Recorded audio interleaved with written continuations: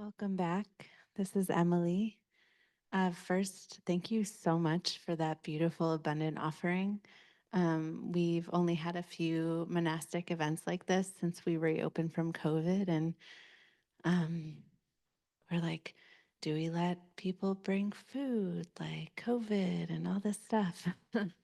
And I just can say thank you so much for the smoothness and the ease and the abundance and the cleaning. And I felt like I could leave it to you, and that's a new experience with all the practice of this particular practice. So thank you so much. It was really beautiful to witness. And speaking of offerings, I just wanted to take a minute to talk to you about dana. How many of you are unfamiliar with the practice of dana? A few, okay. So, dana is the practice of giving, which the Buddha called the foundation of the path because it teaches letting go. And it's the first of the 10 paramis, or the perfections of the heart. Dana is not a fee for teaching. The teachings are timeless and abundant and forever offered. But dana is an expression of gratitude, generosity, and joy, just as our teachers offer their teachings. For monastics in particular, their entire life is supported by dana. So giving generously has a great impact in their well-being and in their offerings and in the community that they can build with our support as a sangha.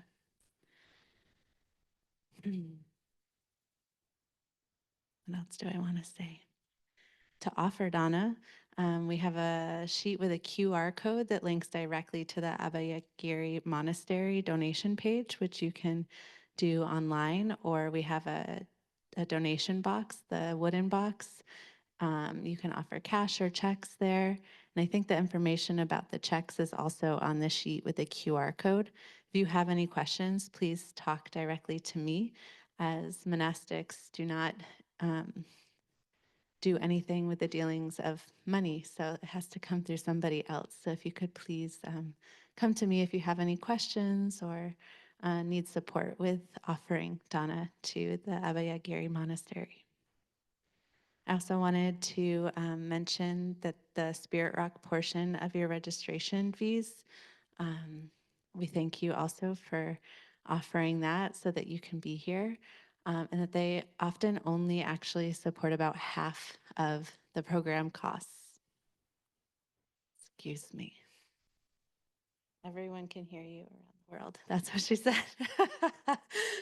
And yeah, if you feel moved to give and you have felt supported by this space, we also welcome your dana towards Spirit Rock, and yeah, give thanks. That I often think about dana as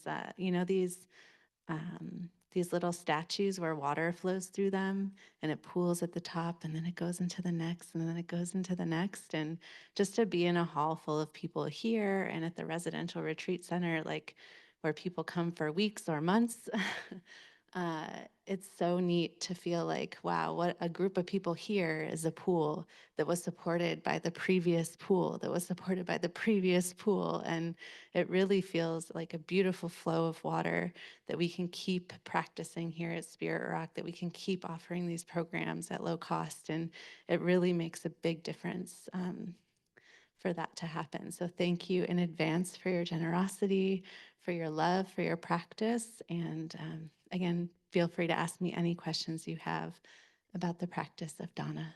Thank you.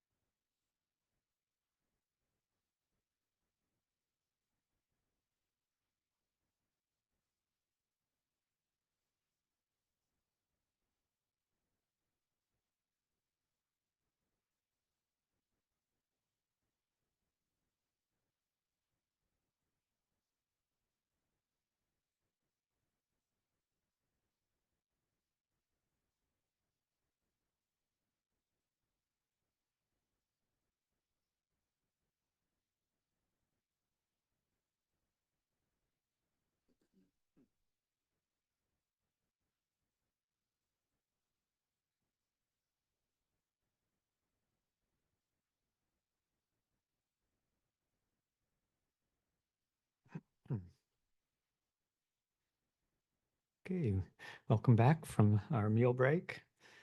And yeah, we'll get started with some questions and answers here. Just also a quick word on the free distribution book table. Those books from the monastery are freely offered. There's no charge or anything. And the sign says, please take one. I just wanted to make sure that people understood that that means please take one rather than please take one. So feel free to take more than one if there's still some out there that attracts your attention. We'd love to see an empty table by the time we go back. If you feel moved to pick up some more, that's fine.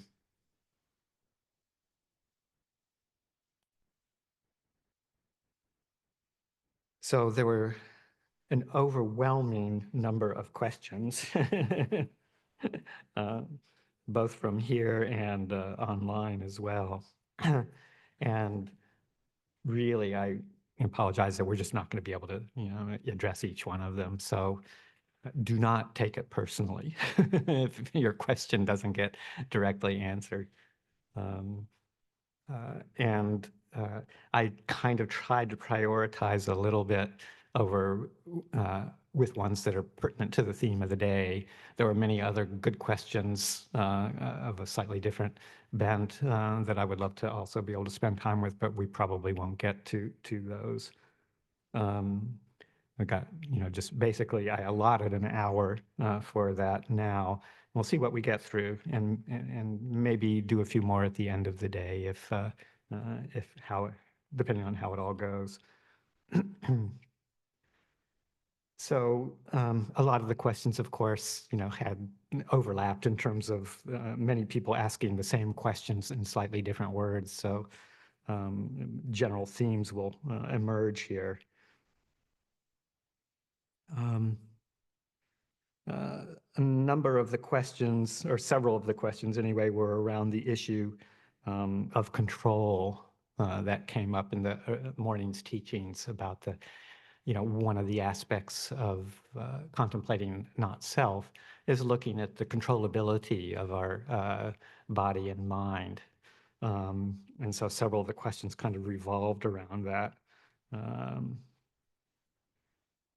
I'm not sure if I've got them all grouped. It was kind of hard to go through all of these things and sort them out exactly. But a few of those questions in relation to control. You mentioned the Buddha's teaching was to realize self is not each of the aggregates because we cannot make them thus or not thus. We can't control them. But just because I can't control something doesn't make it not me necessarily. I can still identify with that which I cannot control, no? Why did the Buddha choose control and constancy as criteria for determining self? Seems like self, in quotes, is more of a process than a possession. Thoughts? You said that we don't have ultimate control, but we do have some control. Where does any control start and end? And where does this limited control emanate from?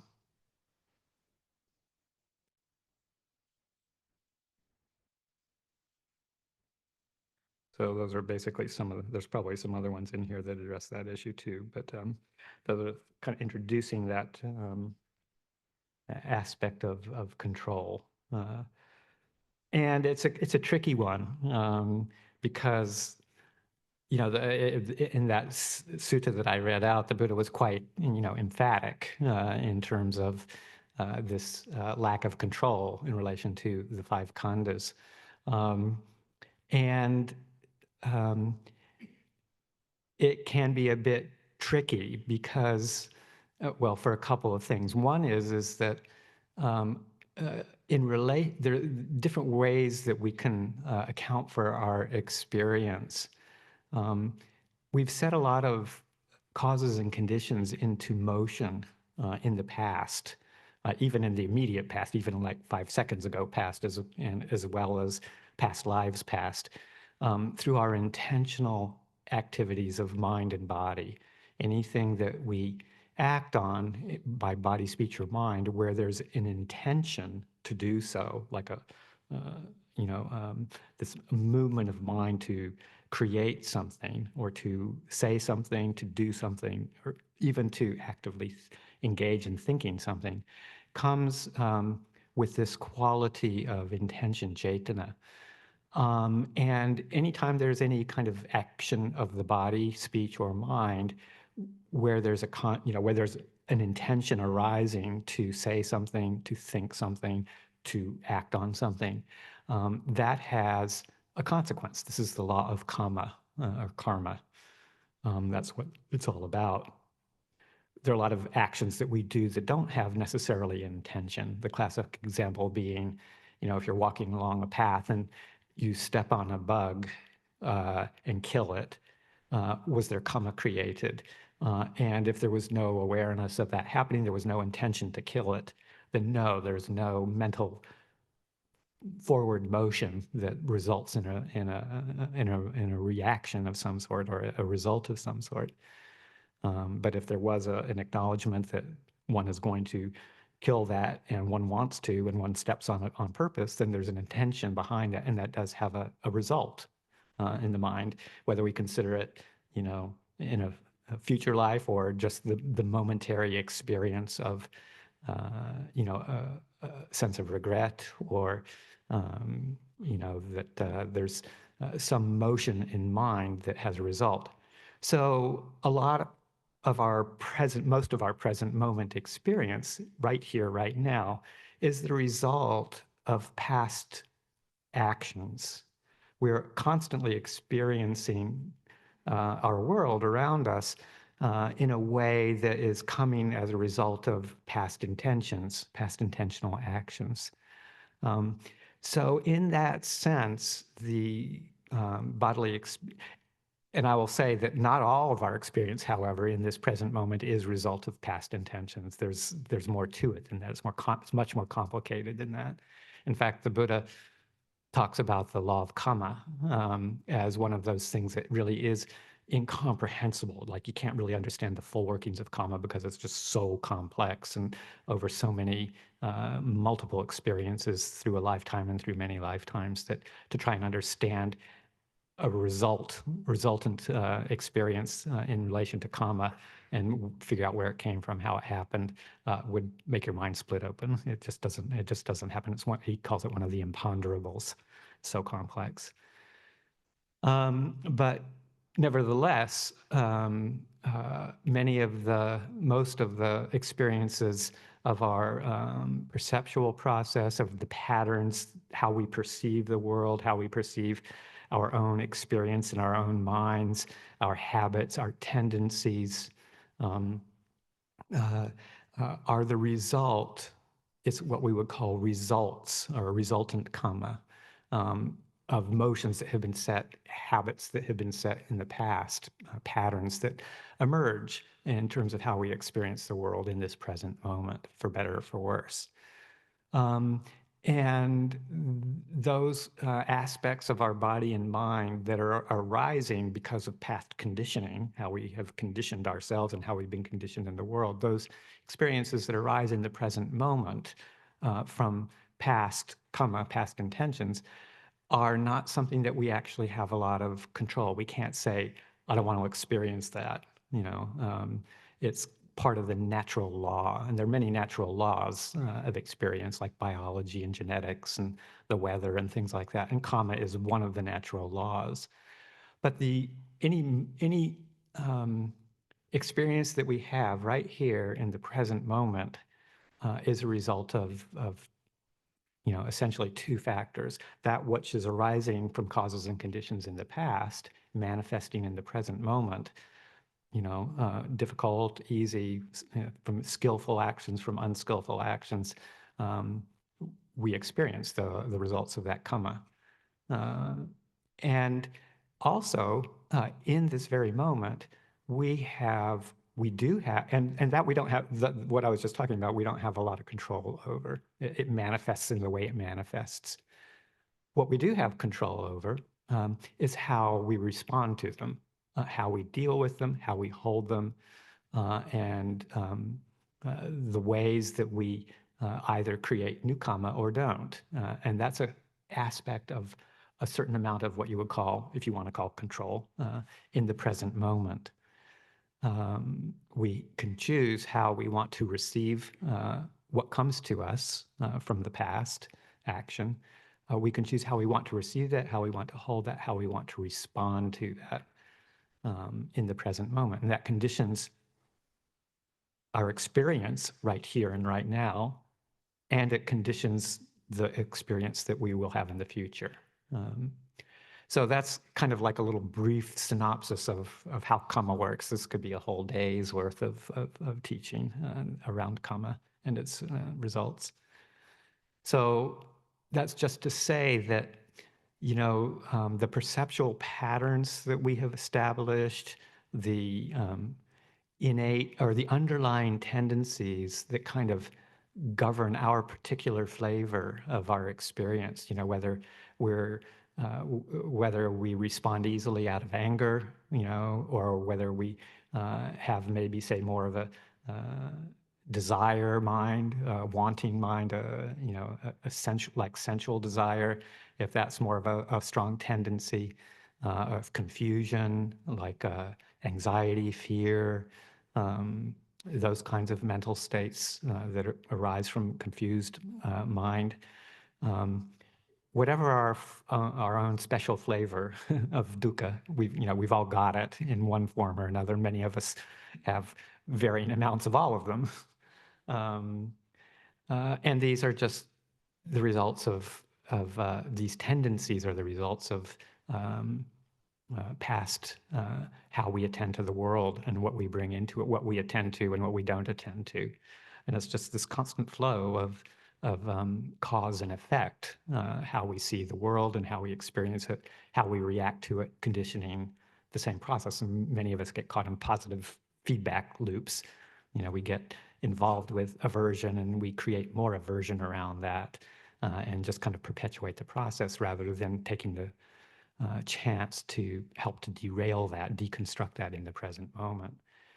So in a sense, that part of our experience is not really under a high level of control. But what we do have control over, again, is how we see it, how we respond to it, and the intentional actions of body and speech and mind that we then can employ in the present moment to hold it in a different way, to hold it with kindness, compassion, wisdom. And there's an establishing of the mind around those particular qualities that can then recondition our experience to something that's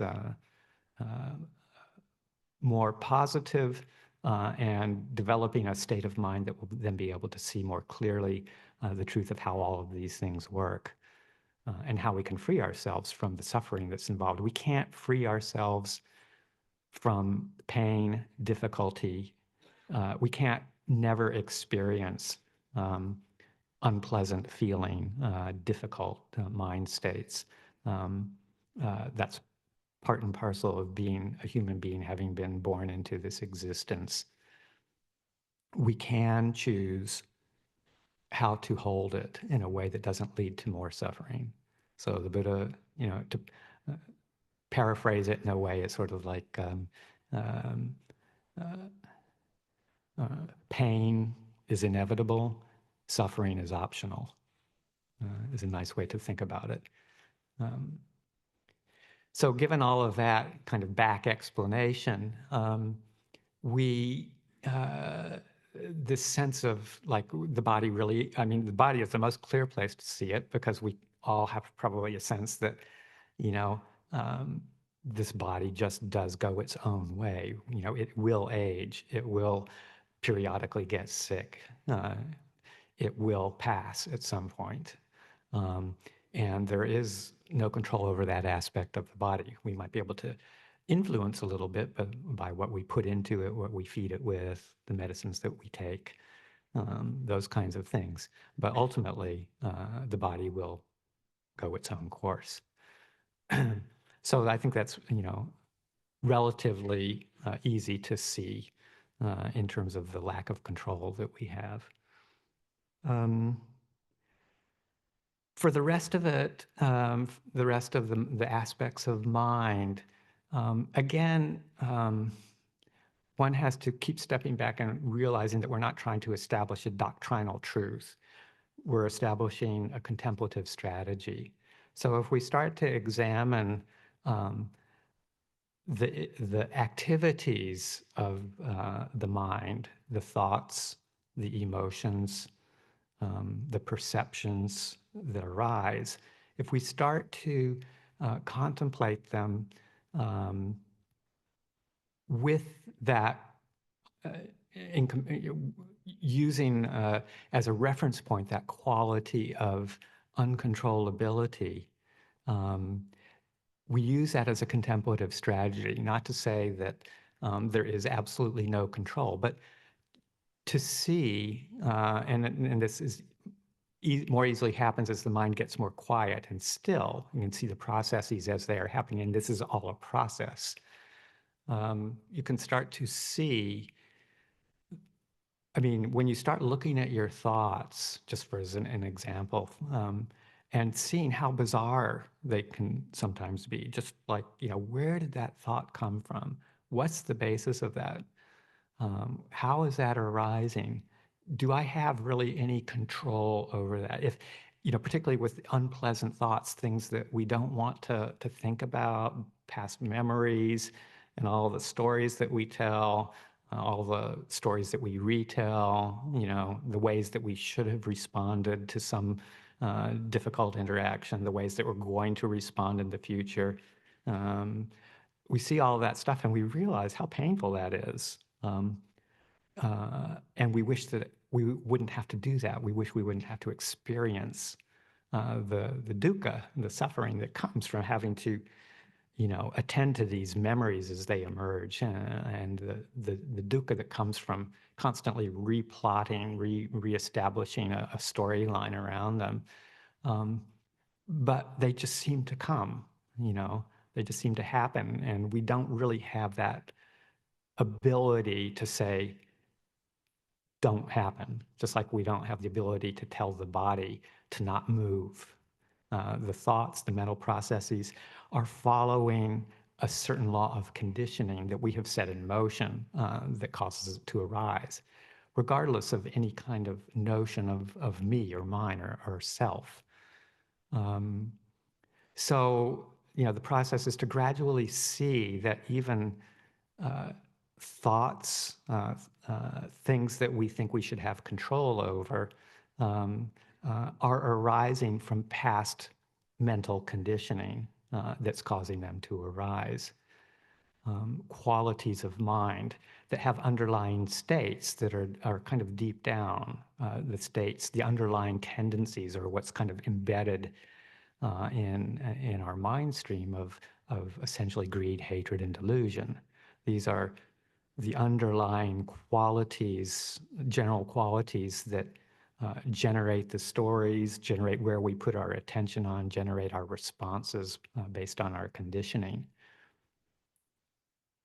So we see that there's not a me who's causing that, and there's not a me who's responding, but that it's, say, we're experiencing these thoughts and these feelings, these emotions, um, uh, based on these other factors like greed, hatred, and delusion.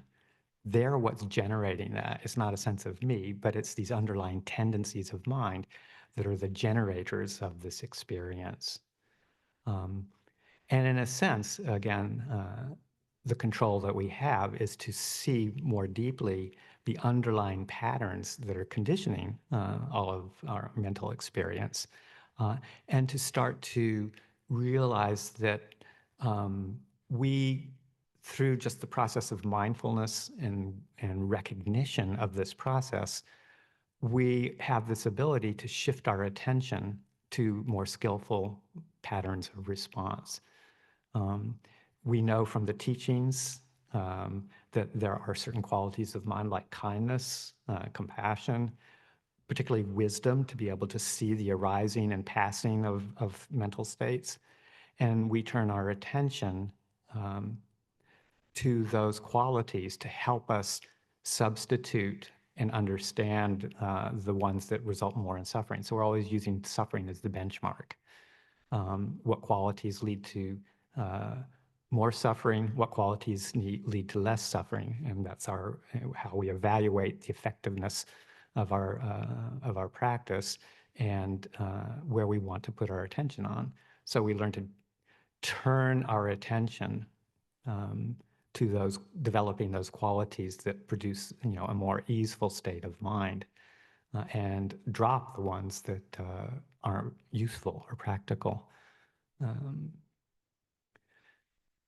and the mental quality of intention is very important. And sometimes we get confused because we have this sense of self arising just through that quality of intention. I mean, it's very easy to say, okay, well, I can intend to say something or intend to do something and steer my mind and direct it in that intention, and that really feels like me. Because there's a real solid sense of control there when we recognize something and when we take the intention to steer it in a different direction. And so sometimes we think, okay, well, that's me. I have that sense of control because of the way I can establish an intention. But if you look at it carefully, and again, in quiet of mind, what's the precursor to intention? It's having received some experience through the senses, the body, the mind, the hearing, the sights, the sounds, the tastes, the memories that emerge. And there's that moment of contact, and then you can see if it's pleasant or unpleasant, the kind of intention that arises to get rid of it or to go for it. There's this rising up of the wish to act upon this memory or this experience coming in through the senses. And so it's not a me that's doing it, but it's an automatic response based on our past conditioning that gives rise to take some action. So the whole process of action and result and how we experience things in the moment um, is due to this constant flow of um, perception arising as a result of past conditioning and action taken as a result of that perception. And we just keep the process moving through this process of perceiving the world as it comes to us, and then responding, whether it's something we like or whether it's something we don't like, and then creating some sort of intentional action through body, speech, or mind, which then generally tends to perpetuate the whole process. It's complicated, and that's the reason we develop our meditation practices, so that we can kind of slow the mental processes down so that we can see these clearly and see how we can choose not to follow the ones that result in unwholesome conditions of the mind, and to choose the ones that form the basis for skillful response and deeper understanding. So this is kind of deep stuff. um, but it's kind of the core of the practice, and where we can start to experience a semblance of freedom from all of these processes that, because of our confusion, our inability to see it clearly, and our wish for, uh, you know, good experience and our wish not to experience bad stuff, all of these habitual underlying tendencies of mind have taken over our whole process of perception and action. And we just respond to these underlying movements of mind. And it's basically how we operate through the world. But if we can start to step back and realize that these are just almost involuntary processes that are happening, and that we do through consciously developing wisdom, discernment, being able to see how this operates moment to moment to moment, and to step back from that and realize that we can choose to turn attention, and this is where we have a modicum of choice, to that which doesn't support those underlying tendencies from controlling our lives. Um, we can choose to choose more skillful um, uh, states of mind to help inform us of what we put our intention on, the thoughts and the feelings of loving kindness, of compassion and discernment, seeing the arising and ceasing, and the ultimate selfless nature of all of this phenomena. And then basically at that point, we realized, how we can, how we influence our present moment experience, um, and how we can deconstruct the ones that lead to suffering. And then eventually we realized that all of this, even the positive skills that we develop, which we have to develop, but those are also of a constructed nature. Um, and that at some point, we realized that they're also due to causes and conditions.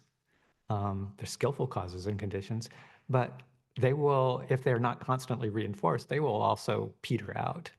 And if we haven't let go of the underlying tendencies, the unskillful ones, they'll rise up again and take over. So once we get a sense of skillful, unskillful states of mind, how to fabricate the skillful ones and how to abandon the unskillful ones, we can start to actually let go of the whole process of these motions of mind, and realize that all of that arise and pass away due to their own force of existence. And what we do is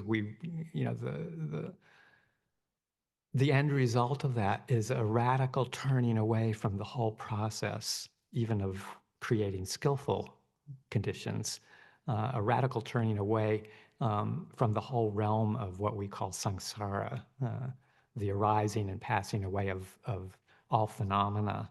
Uh, and once we just grow weary of that constant repetitive process, um, even to the most refined levels of consciousness, once we realize that everything that arises passes away due to causes and conditions, once we really truly realize that, then there's an opportunity to relinquish all of our tendencies of mind in any of those directions and allow for an opening to that which we call the unconditioned, that which is apart from causes and conditions altogether. But it takes that kind of skill in seeing how that happens before we realize that we can relinquish all of those automatic tendencies of mind and dwell with a pure awareness that doesn't get lost in likes, dislikes, attachments to any kind of state of mind. So I apologize if this has kind of like gone off on a tangent that seems kind of incomprehensible, but it's the core of the Buddha's teachings. And this process of deconstructing the sense of self is part of that. And this contemplation of the sense of controllability is very important, again, so that it's not that we're saying there is absolutely no control, but that even a sense of control is a skill. It's a skillful mind state that we can develop to help us develop skillful states of mind, skillful responses, wholesome conditions that are supportive of moving us along in the practice. But they're impersonal. They're due to causes and conditions that we, with rightful attention, we can encourage and develop. And a number of the questions kind of point in that direction too. If I am not who I thought I was, then this bundle of sensations, perceptions, memories, thoughts are what? Being. And if we are being, uh, is there nothing else to be or to do? So these kind of get into kind of philosophical aspects of question, but in the Buddha's teaching, being, you get into semantics, but being is actually still just a process of conditioned existence. So, sometimes you hear quotes even from people in our tradition of like things like "be the knowing," or uh, you know, pure being is what we're looking for, that kind of a thing. And sometimes that can be conflated with just this quality of knowing and awareness, which we'll be talking about in a bit. But the best thing I can do to relate some thoughts around that, just in the present moment, without going into a lot of discussion, are just a response that Ajahn Chah gave to some questions from someone who was basically saying, "Well, I'm confused, Ajahn. Um, uh, all this talk about uh, practicing to become an arahant, a fully enlightened being, or a bodhisattva, or a Buddha." He says, "I'm confused from the various teachings. Should I practice to become an arahant? Should I practice to become a bodhisattva? Should I practice to become a Buddha? What am I supposed to do?" And Ajahn Chah's response was, don't be an arahant. Don't become an arahant. Don't become a bodhisattva. Don't become a Buddha. Any kind of becoming is suffering. So it's kind of like taking that thought of what should I be? What should I become? How can I be? And just kind of piercing it and saying any kind of becoming, which essentially is associated with identification. This is who I am, is going to result in suffering. So taking it back to the teachings of there is suffering, there is not suffering. And what can I do to let go of suffering and realize the end of it? By not identifying with anything. Any form of identity is going to lead to dukkha. So we don't identify with sensations, perceptions, memories, or even the quality of being, the quality of existence.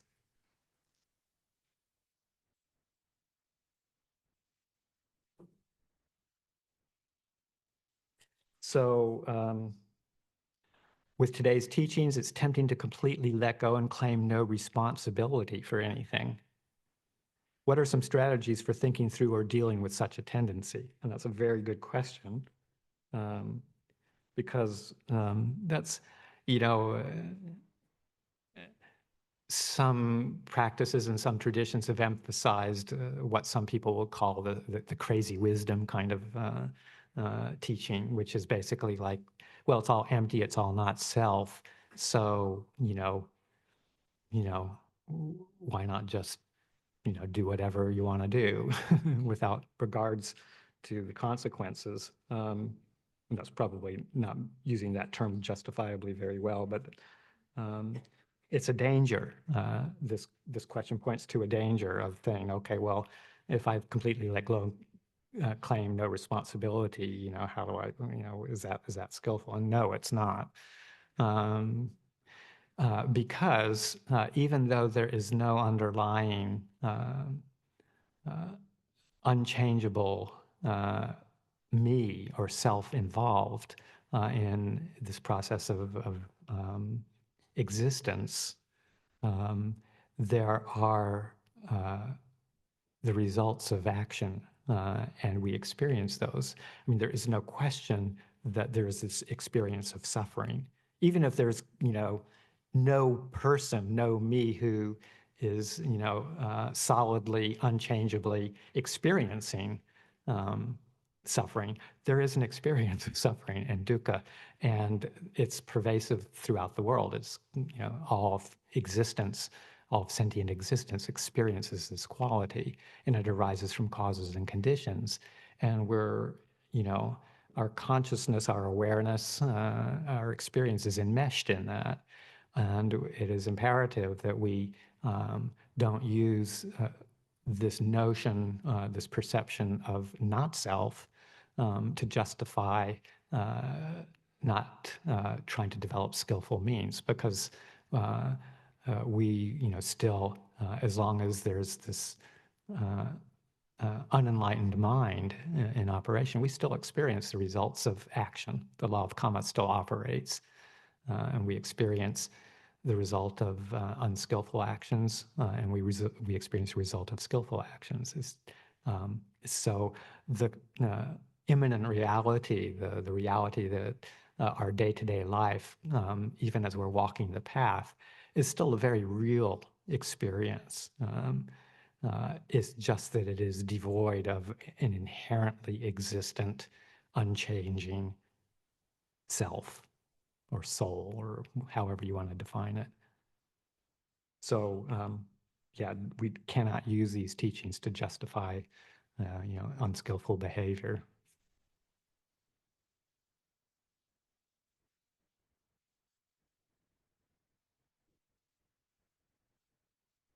Yes, yeah, similar question.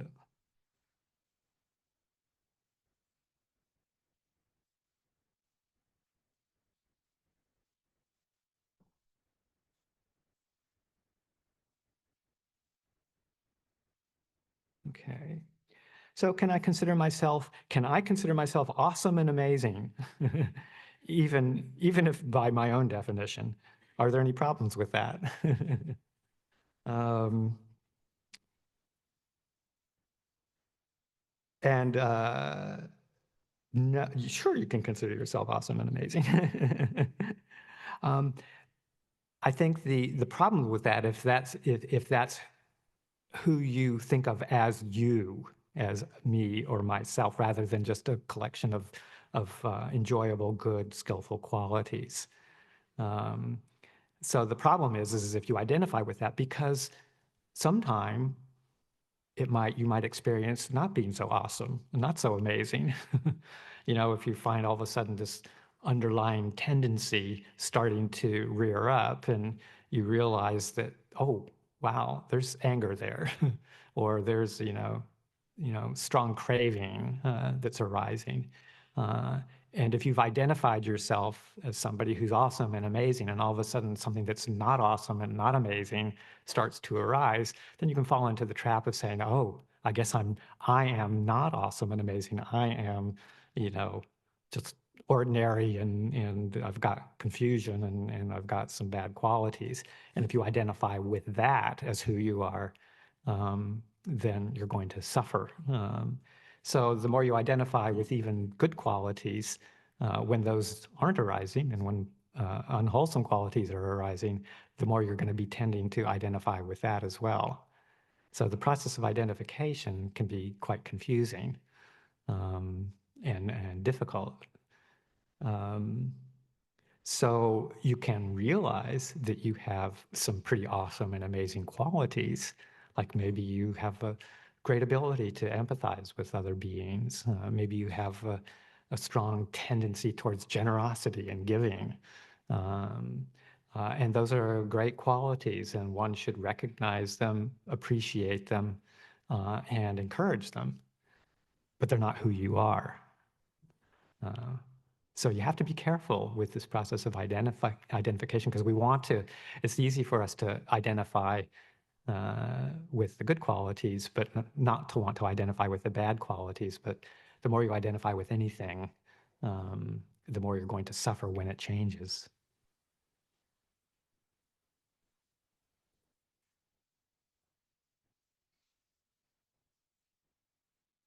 Similarly, let's see. There was one in here. I can find it.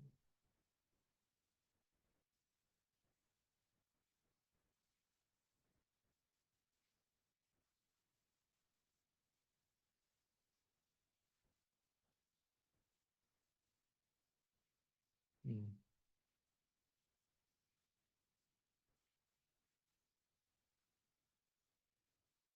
There's a really good one. Seem to have misplaced. I want to address it.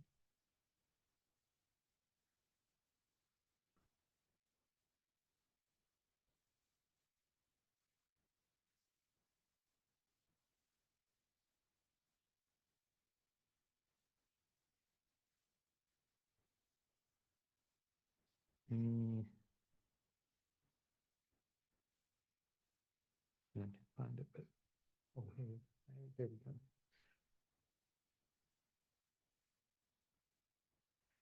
Okay, a couple of things here. Hello, thank you for your teaching. I am wondering about how the concept of not self intersects with the growing awareness of how various identity markers, such as race, LGBTQ, etc., gender, impact life experiences. Not self seems to me to be in tension with acknowledging identity markers. Thank you. Similarly, I live in a queer BIPOC body. I've been running affinity-based groups, and non-identification is both central and absent in our discussions. I'm worried about recreating erasure and spiritual bypassing I've experienced myself. Do you have any ideas, tips, anecdotes for skillfully sharing these teachings with marginalized groups? Thank you. So, yeah, the whole notion around establishing skillful identities and identities that acknowledge our own experience and not negating our experiences that we, for various causes and conditions. But how to use that skillfully in a way that doesn't lead to over-identification. So it's a good question. I think it's really pertinent for today's culture, in that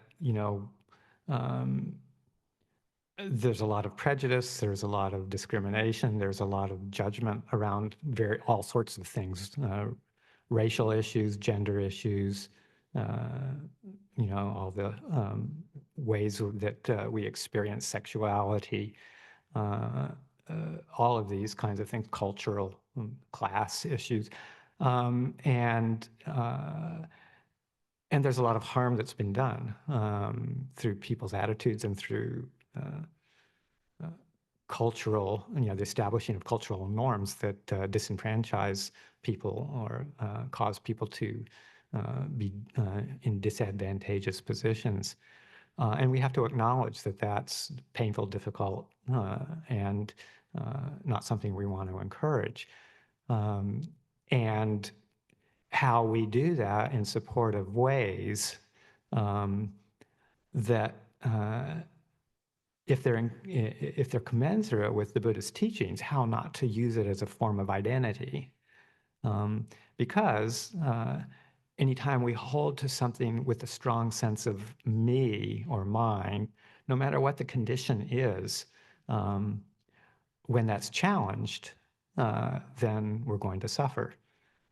So we have to, I think the way the person phrased this question is great. I live in a queer BIPOC body. Okay, so that's just acknowledging there's just certain causes and conditions, a certain sexual orientation, a certain gender identification, a certain set of genes that produce, this particular racial configuration. All of that is here, is to be acknowledged, but if we adopt it with a defensive sense of identity, a sense of this is who I am, then at some point we'll probably suffer when that's challenged. So to acknowledge and encourage acceptance and a society that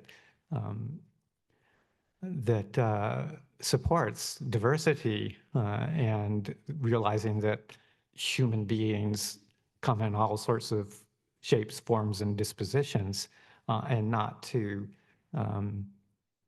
allow or not to encourage that kind of classification of people to control in any way or to influence. But just to see it as a natural form of existence is great.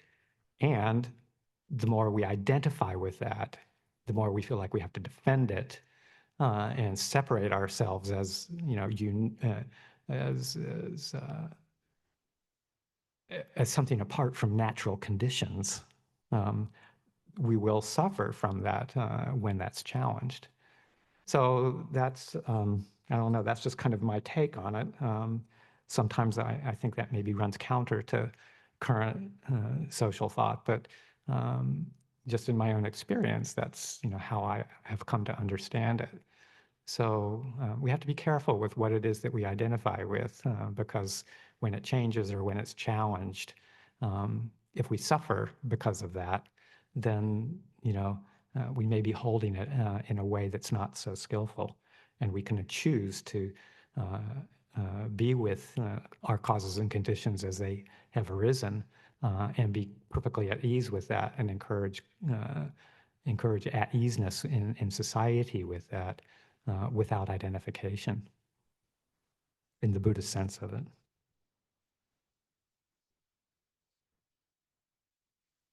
Let's see.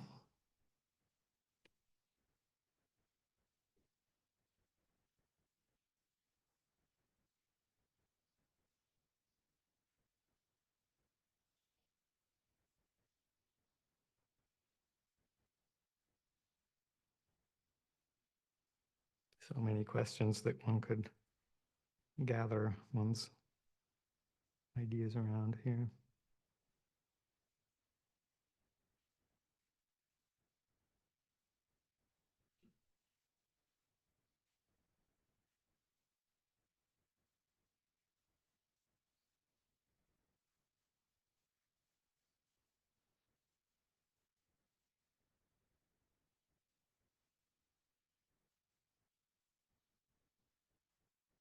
So many of the questions I think I've kind of already answered in a way. Um,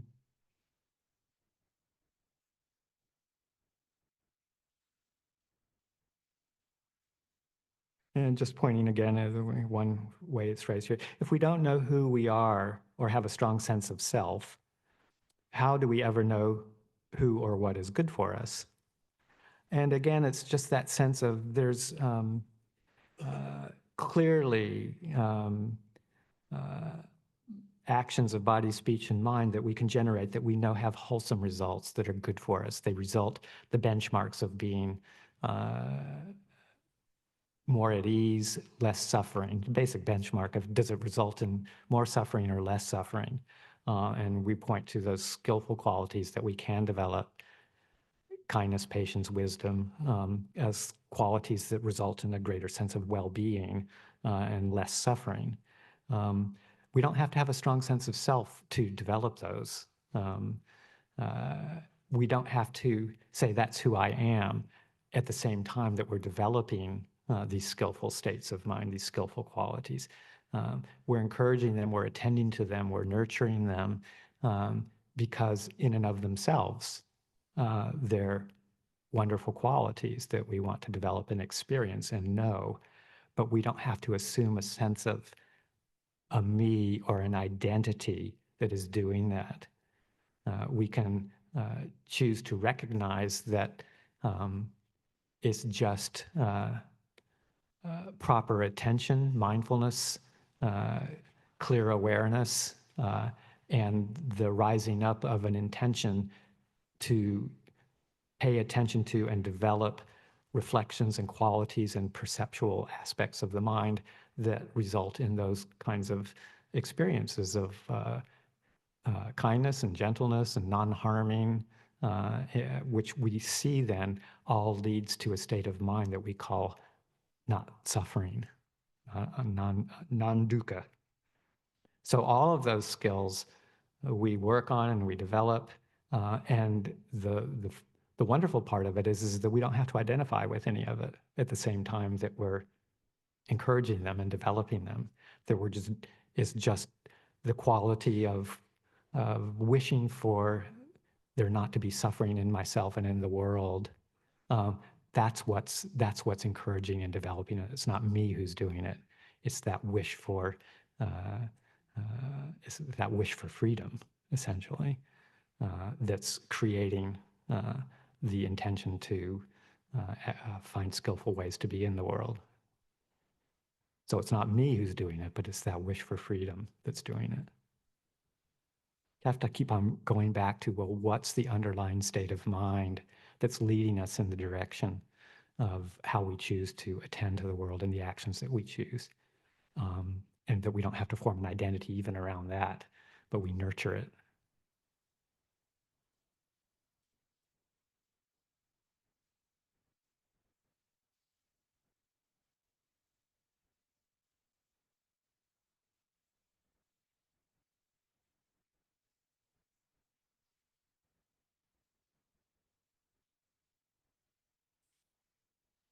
Okay, I think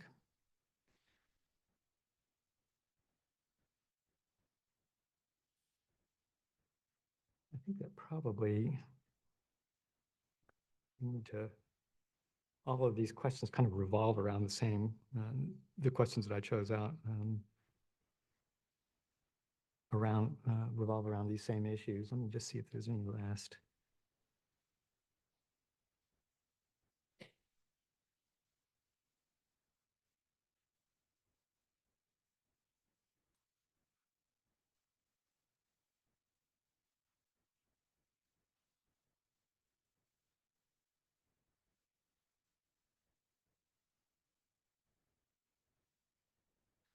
Is recognizing the arising of anger and that our recognition that this is not self, an indication that as a practitioner, we have reached a level of mindfulness.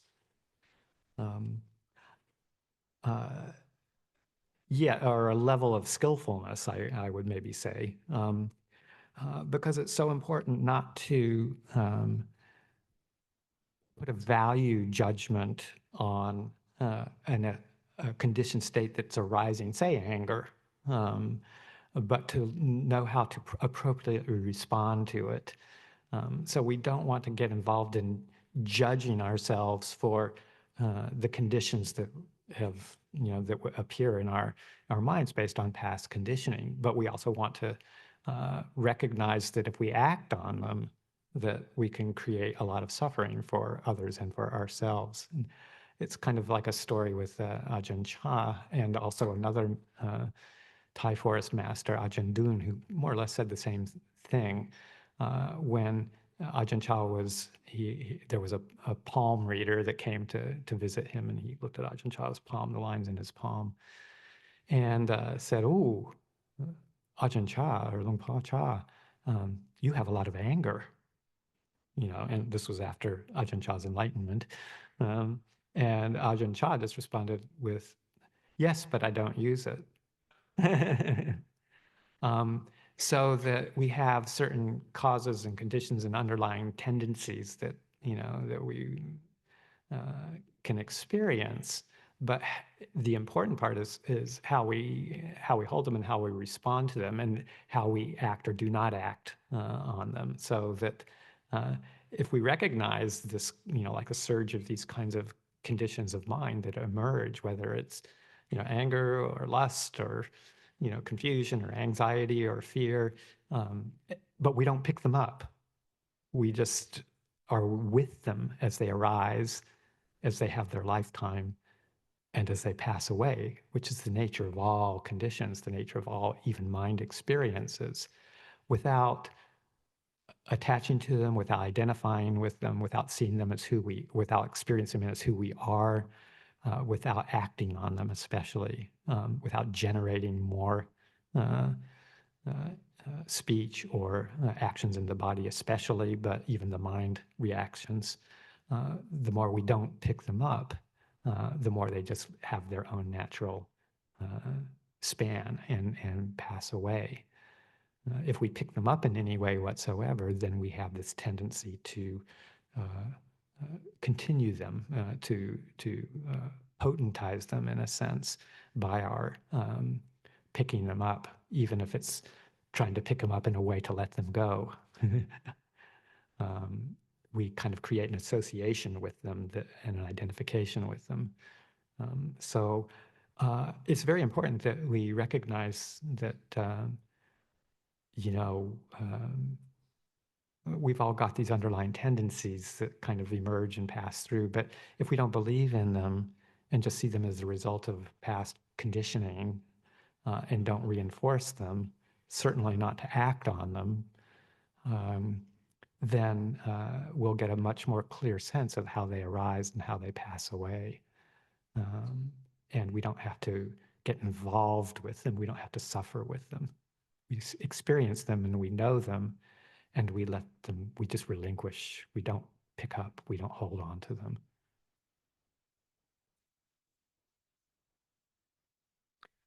So it's 2 o'clock, probably enough talking for now in terms of questions and answers. And let's see where we are.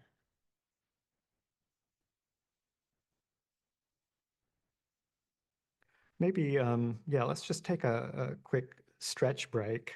If people need to use the restroom or just want to stand in place and change position, then we'll have a guided meditation that will kind of steer us back in the same direction of the not self strategy. So let's just do that for 10, 15 minutes if you wish, and then come back here as soon as you feel comfortable. We'll aim to resume no later than 2:15.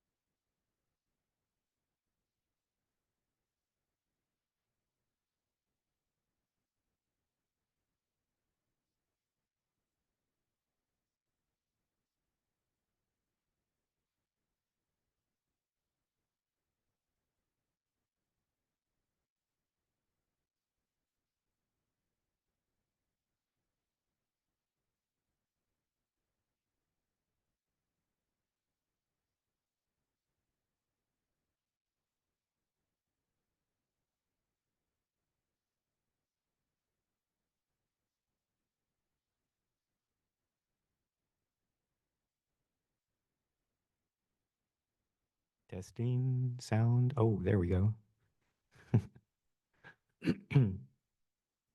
So coming back to practice, questions and answers are great, and sometimes they help clarify things. Sometimes it moves into a bit of abstraction and conceptualization, which is useful to some extent, but always enjoy coming back to practical applicability. So have a period of another guided meditation to see if we can bring this back into a contemplative strategy to walk away with perhaps a few more skills to take back to the cushion and to the walking path when you leave. So we'll have a period of meditation here, and I'll give some guidance. So once again, find that comfortable position where you can sit for a while.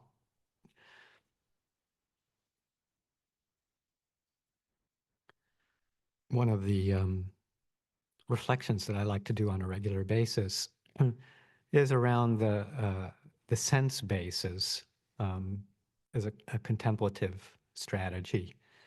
The Buddha gives all sorts of instructions around things like the five khandhas, those five aggregates of body and mind. He also looks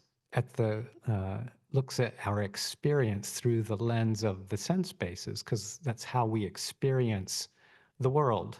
um, the world coming into our awareness through the six sense bases of eyes, ears, nose, tongue, body, and mind, the intellect. This is how we know the world and how both internal and external experiences come into awareness through our sense bases. And to get to know these activities of the sense basis as a contemplative strategy. And one of the quintessential teachings that Ajahn Chah received in his years of wandering and encountering meditation masters was one from Ajahn Mun, who we consider sort of to be the father of our current Thai forest tradition. And he had a brief encounter with Ajahn Mun for just over a few days, but it was fairly life-changing for him. And the essential insight that he received from Ajahn Mun was the teaching about knowing the difference between, as he phrased it at that time, the mind, seeing the separation of the mind and the objects of mind. And the words can be a little bit confusing, but basically pointing to this quality, this fundamental quality of knowing, awareness, as opposed to the objects that this knowing or awareness engages with. And those can be known through the six sense bases. So I find a real useful strategy, meditation, is around the experience of the six sense bases and getting to see if we can start to tease out a little difference between this quality of knowing, awareness, and the object of the awareness. So to just sit quietly again for a few minutes and establish your grounding in the body, always the best place to start with a period of meditation. Coming into the present moment experience of having a physical body with its four elements, earth, water, fire, air, just the presence of a body.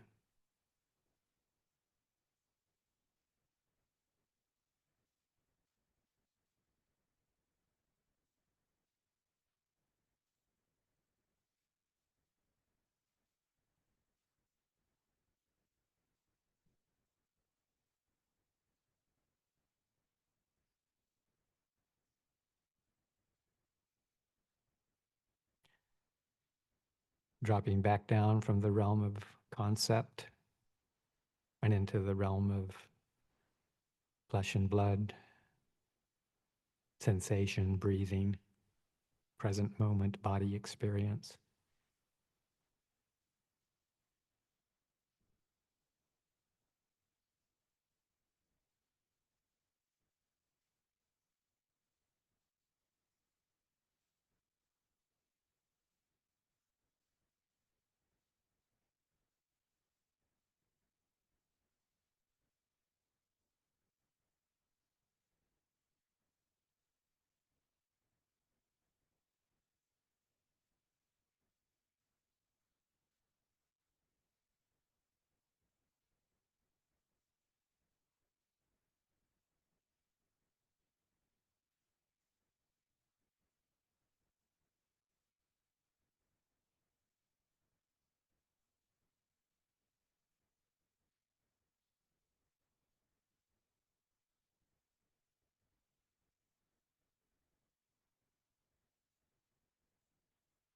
So we can use the six sense bases as our teachers.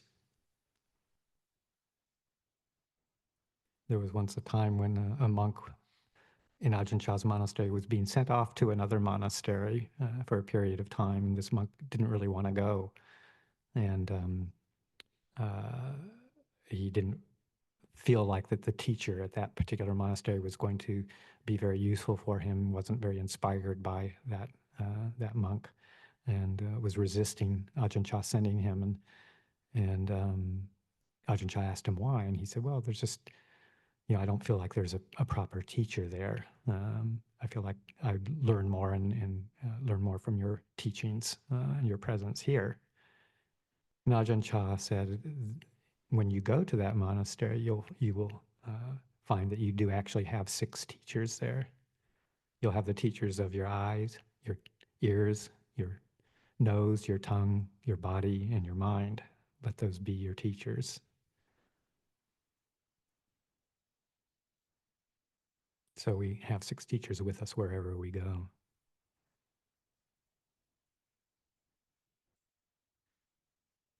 And a way to utilize that as a contemplation would be to go through these sense bases to examine them a little bit. So, as a strategy for now, and go through some of the sense bases, probably not all of them, but to do a little exploration of experience through the sense bases. Beginning with the sense base of sight, the eyes, and the forms that the eye perceives. So for right now, I'd ask people to just gently open their eyes with fixing the gaze somewhere either like on the ground in front of you, um, or if you're sitting behind somebody close, maybe just the back of that person, where there's an easy place to rest your gaze without looking around. You're not looking around the room, but just to relax the gaze onto one point, whether it's on the floor or the back of somebody. So just to hold that gaze at that point.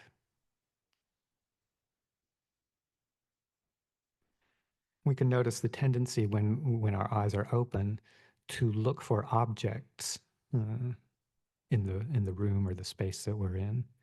We're very good at noticing and identifying objects, chairs and furniture and rugs and windows and things like that, or outside trees and various objects that come into our vision. We're good at constantly darting around and settling on different objects for a brief period, moving on to another. But for now, just steady, soft gaze, one point.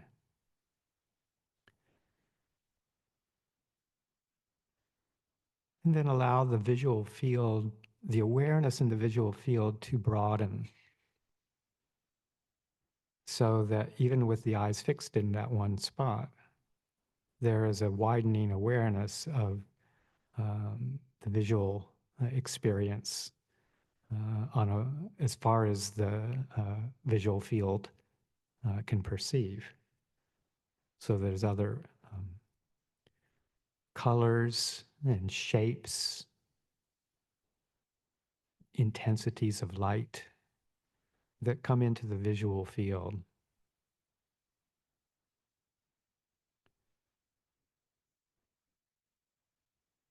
So there might be a vague awareness of forms of that we call people, or objects on the floor, or patterns in the rug, or patterns on the floor that come into awareness, but to loosen the focus so that it's all experienced as one visual field of light, color, shape.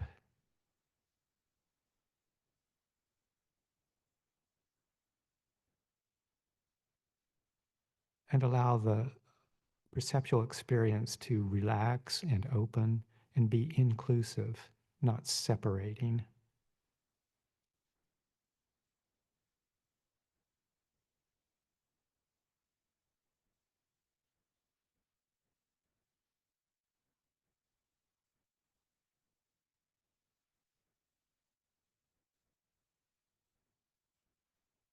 Kind of a soft gaze that's broad and open.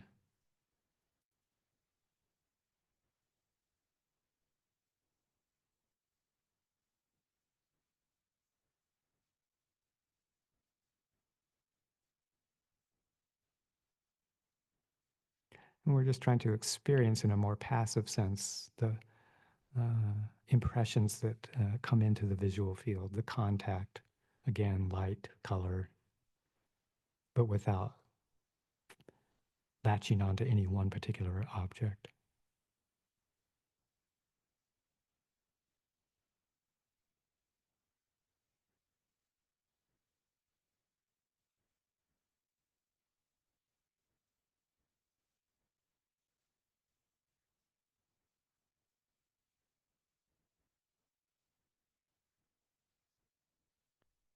And then to slowly drop back, in a sense, the attention from that visual experience to the quality of knowing. We're aware of this visual experience. There is an awareness, a knowing quality.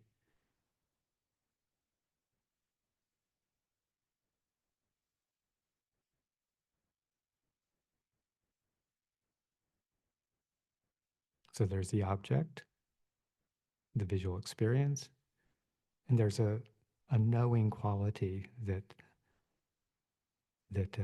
is aware of that visual experience.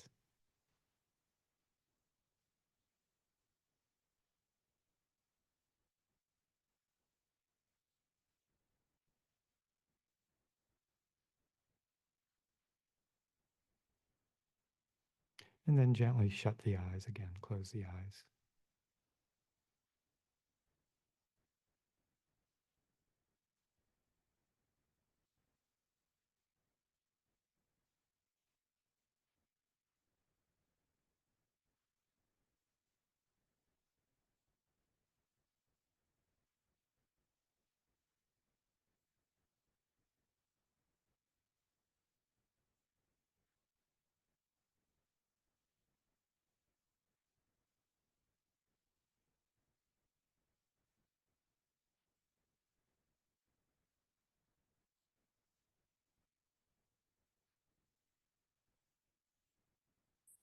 Now tune into the experience of hearing,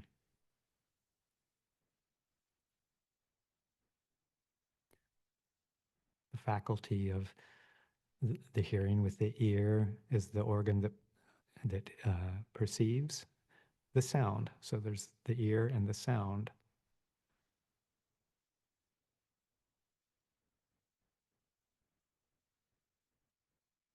And again, probably the predominant sound for right now is the sound of my voice and the words that are coming uh, from my speech. But don't just focus only on that. See if you can broaden that hearing awareness to the full range of sounds that you can hear.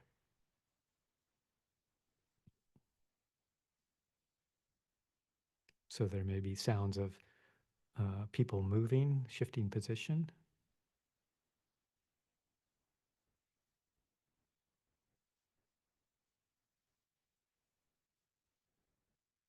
occasional coughs or sneezes or different sounds from the human body that you'll hear.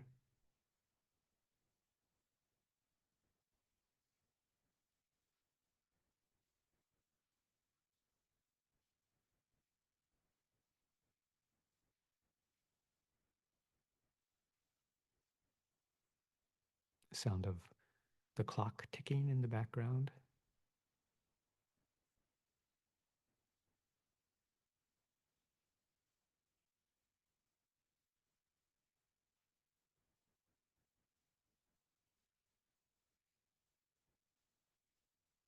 Background hum of machinery or air circulation or electronic equipment.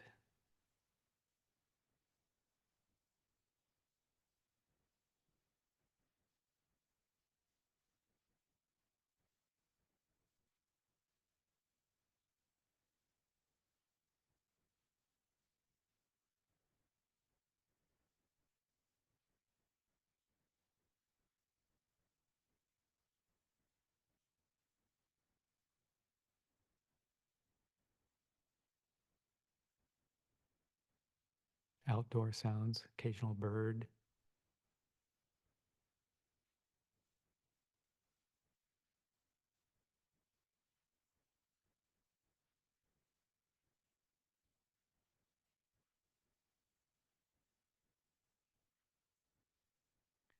Again, a broad perceptual field of just hearing the sounds as they arise and pass away.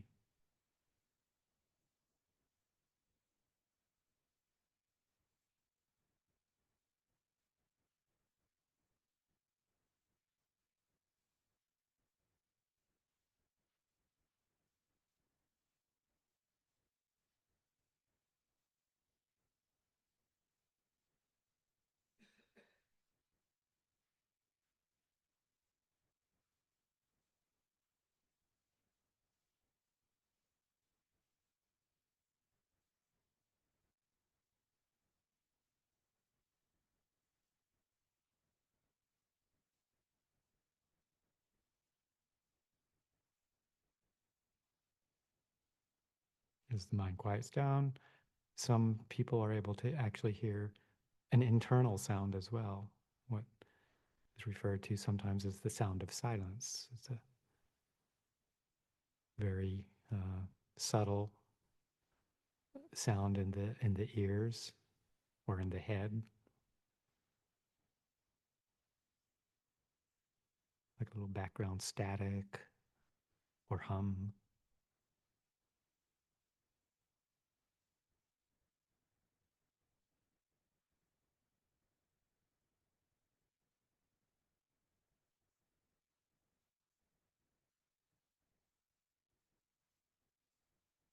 But without choosing to focus exclusively on any one sound. Just stay there in the present moment with whatever sound arises and passes away.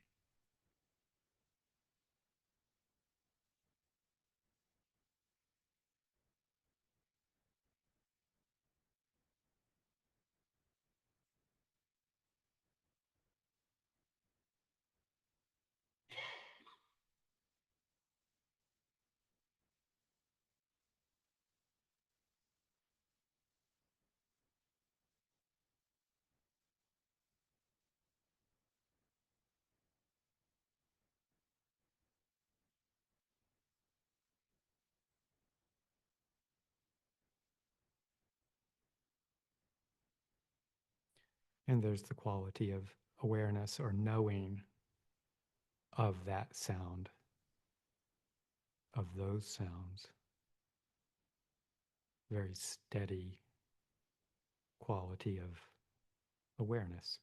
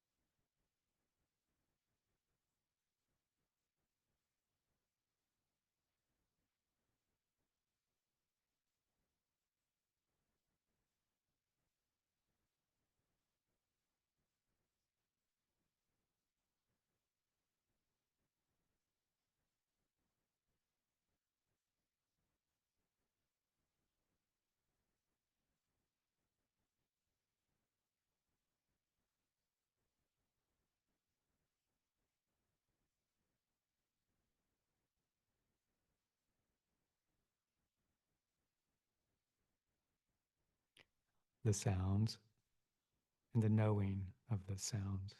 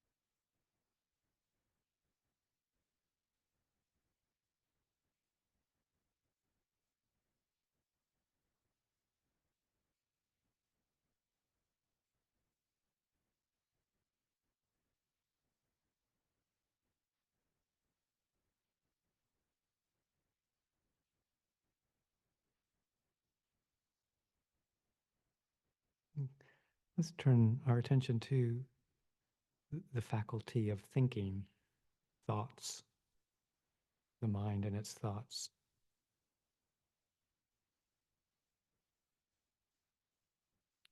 And paying attention to a thought as it arises,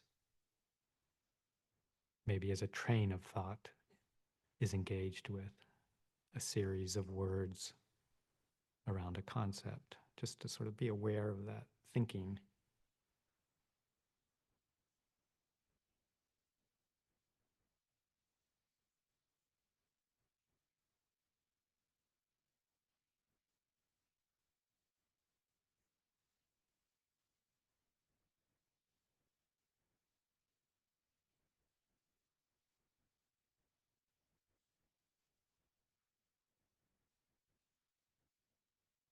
A little thought train arises, generates a story or concept,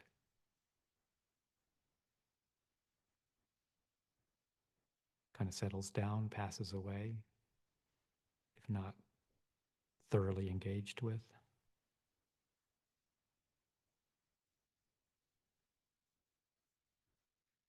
And there might be a momentary pause between thoughts where there's a space of no thought.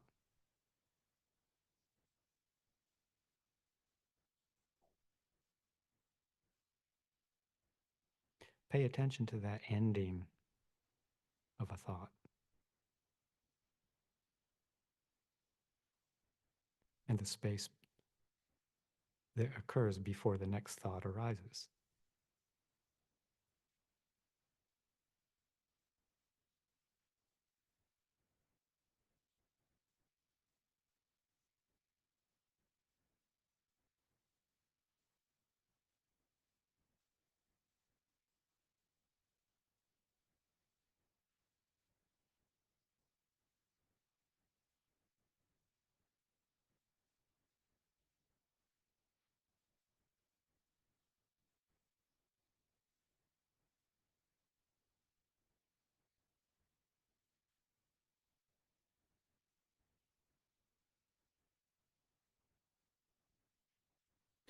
Relax the focus of attention from the content of the thought to just the arising and passing of words, not the story.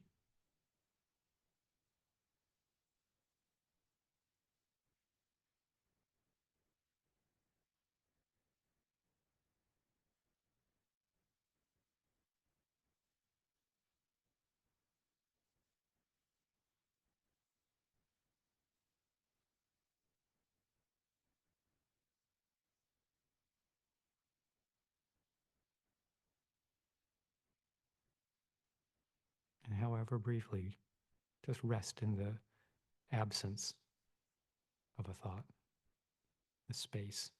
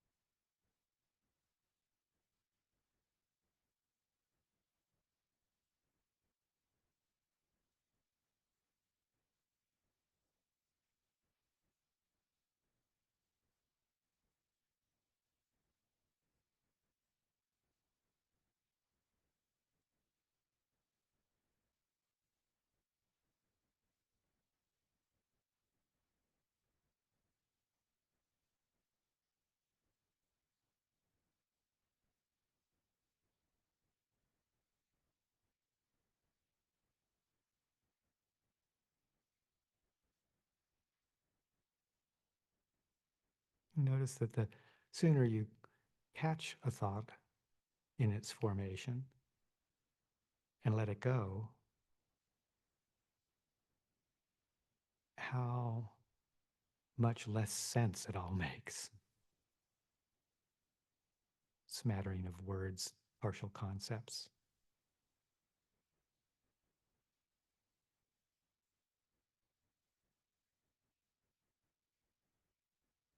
and rest in the stillness.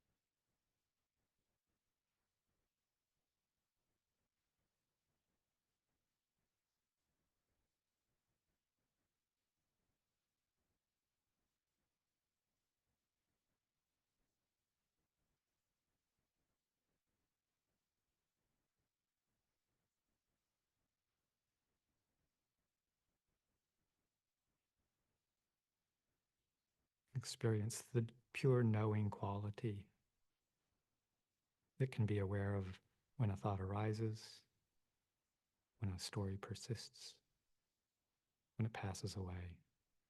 That can all be known.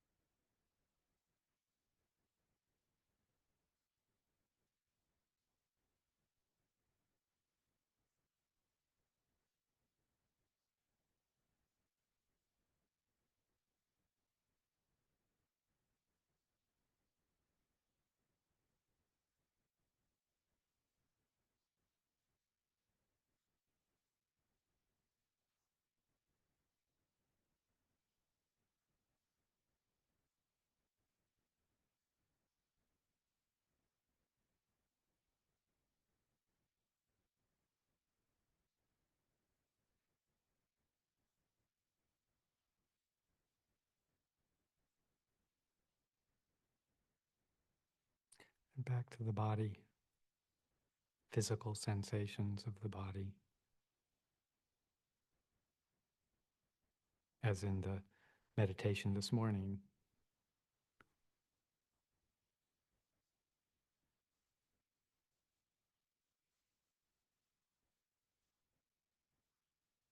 Feel the sensations in the head, the face, the central part of the body, the legs,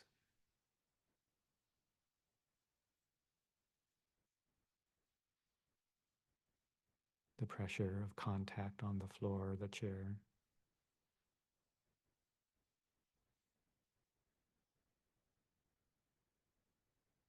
Muscle movements.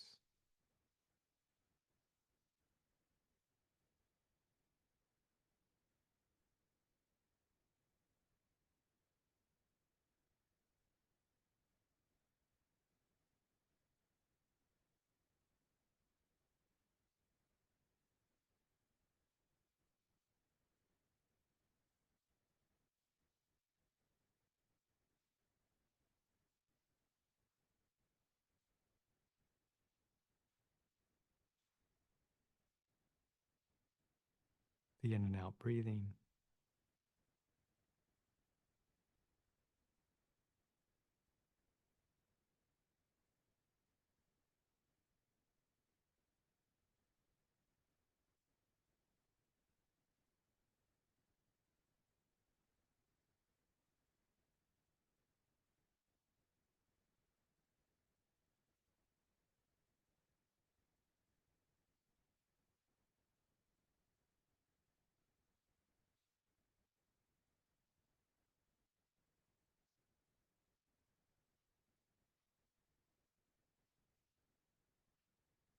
and the quality of pure knowing of those sensations in the body,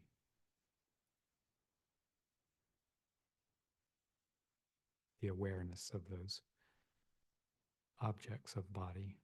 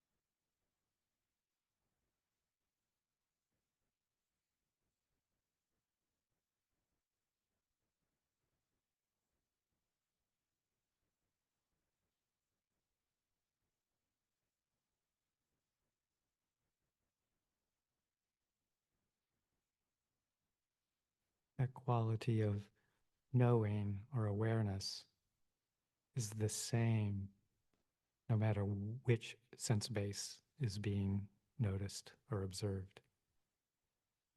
So the knowing of sights, the knowing of sounds, tastes and smells, tactile sensations, the body, and even thoughts. The knowing quality is the same. The objects are different.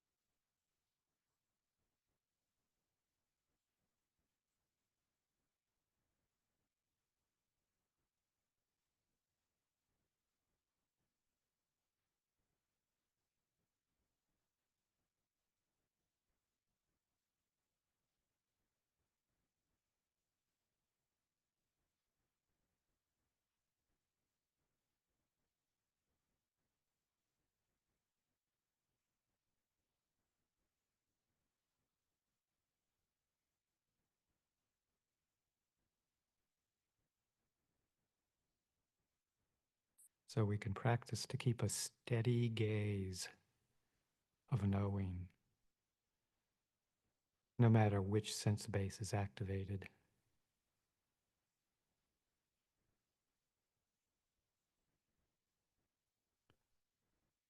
And if we stay just with that knowing quality, then the objects will arise, pass away on their own accord. There's no need to engage with them.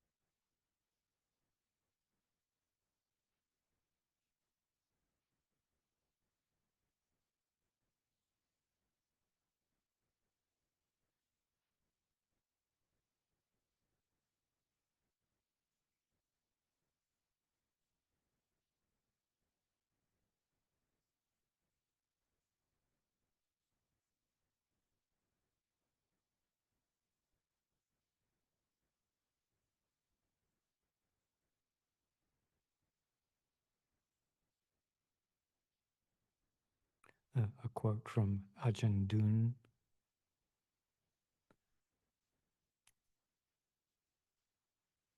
The mind that's sent out is the cause of suffering, meaning sent out to the objects, to the world around us, of the senses. The mind sent out is the cause of suffering. The result of the mind being sent out is suffering.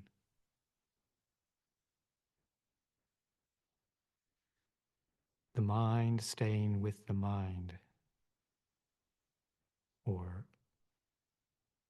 awareness just staying put, not being sent out, the mind staying with the mind, is the path leading to the cessation of suffering. The result of the mind staying with the mind, awareness itself, the result of that is the end of suffering.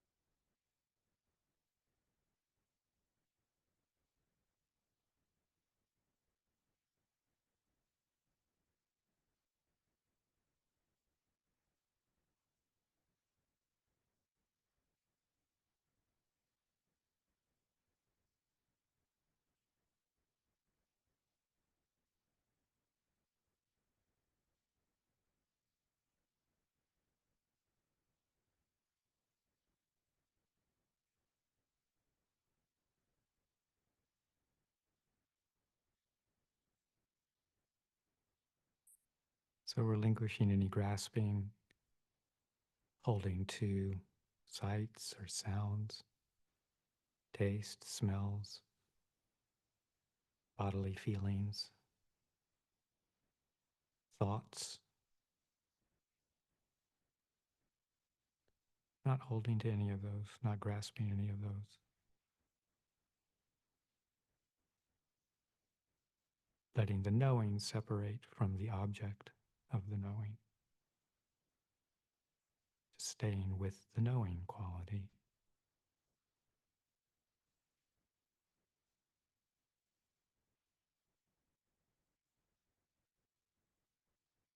Can do the same thing with the five aggregates. The Buddha said, abandon, relinquish that which is not yours. What is it that isn't yours? Forms are not yours. The body is not yours. Let it go. Feelings are not yours. Let them go. Perceptions are not yours. Let them go. Mental formations, thoughts are not yours. Let them go. Consciousness is not yours. Let it go.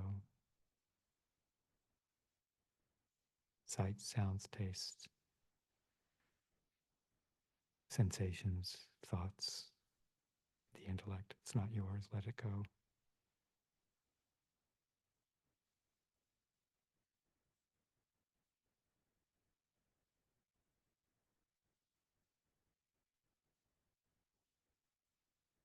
Stay with the quality of knowing awareness.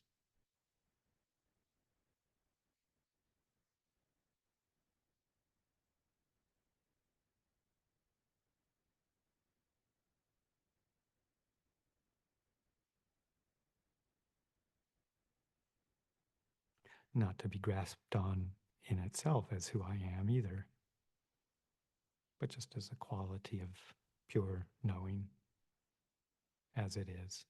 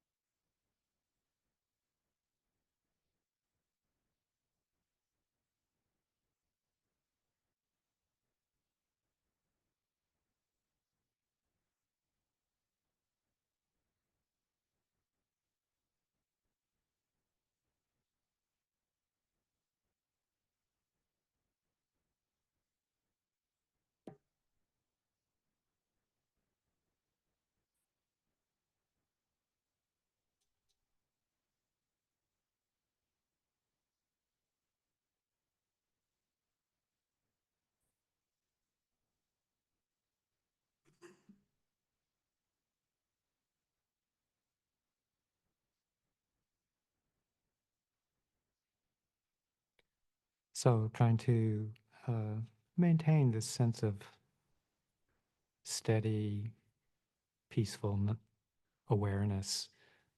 Let's move into half an hour of some walking. If you feel like you'd like to go outside and do some walking, or feel free to stay in here as well, or maybe just stand quietly, change your position, but maintaining that sense of staying present with the knowing quality, not moving out to the world of objects. Try and do that for the next half an hour. Ring a bell at 3:25, come back here at 3:30.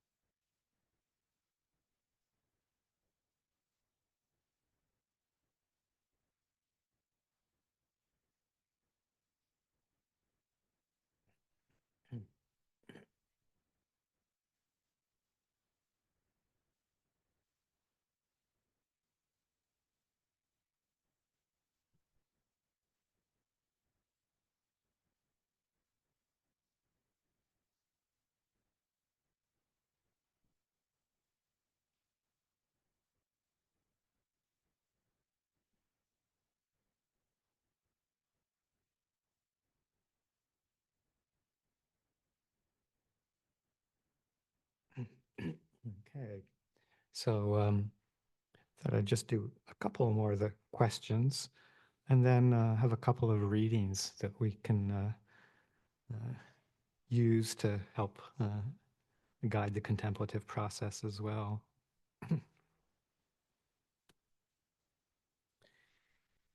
Let's see.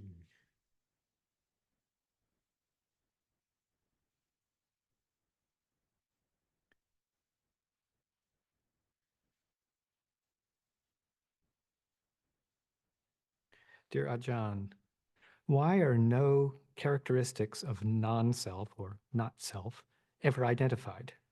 Why can't we know what it is? Is that the answer? Thank you. Um, just kind of sort of to rephrase or that the that not self is an is a perception that we can generate in a sense, the same that self uh, is a perception that we generate through misunderstanding. Not self is a perception that we can generate through um, clarity and wisdom and proper attention to the world around us with clear comprehension, mindfulness, and discernment, wisdom. So that when we do that and turn our minds towards the perception of not self, we start to realize that not self is a perception that is in relation to um, uh, essentially the five khandhas. So it's a kind of a, just as self is uh, an add-on to our perception or to our experience of the body and the mind. Uh, Not self can be an add-on to that experience of body and mind. Um, so what it is, in these words, it is a perceptual experience that's applied in relation to the world of the senses and the world of the what we call ourselves, so what we label as ourselves, the body, feelings, perceptions, mental formations, and the consciousness.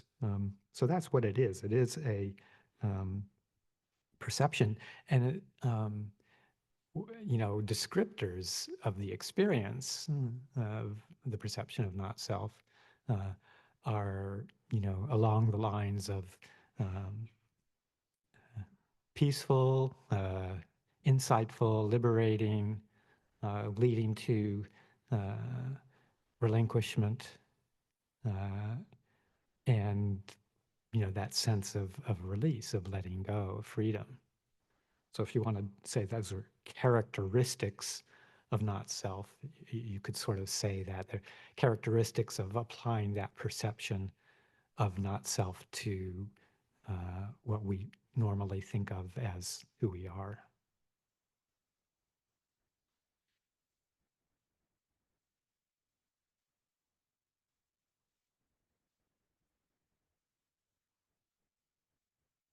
Can you speak about how the teaching on anatta relates to addiction?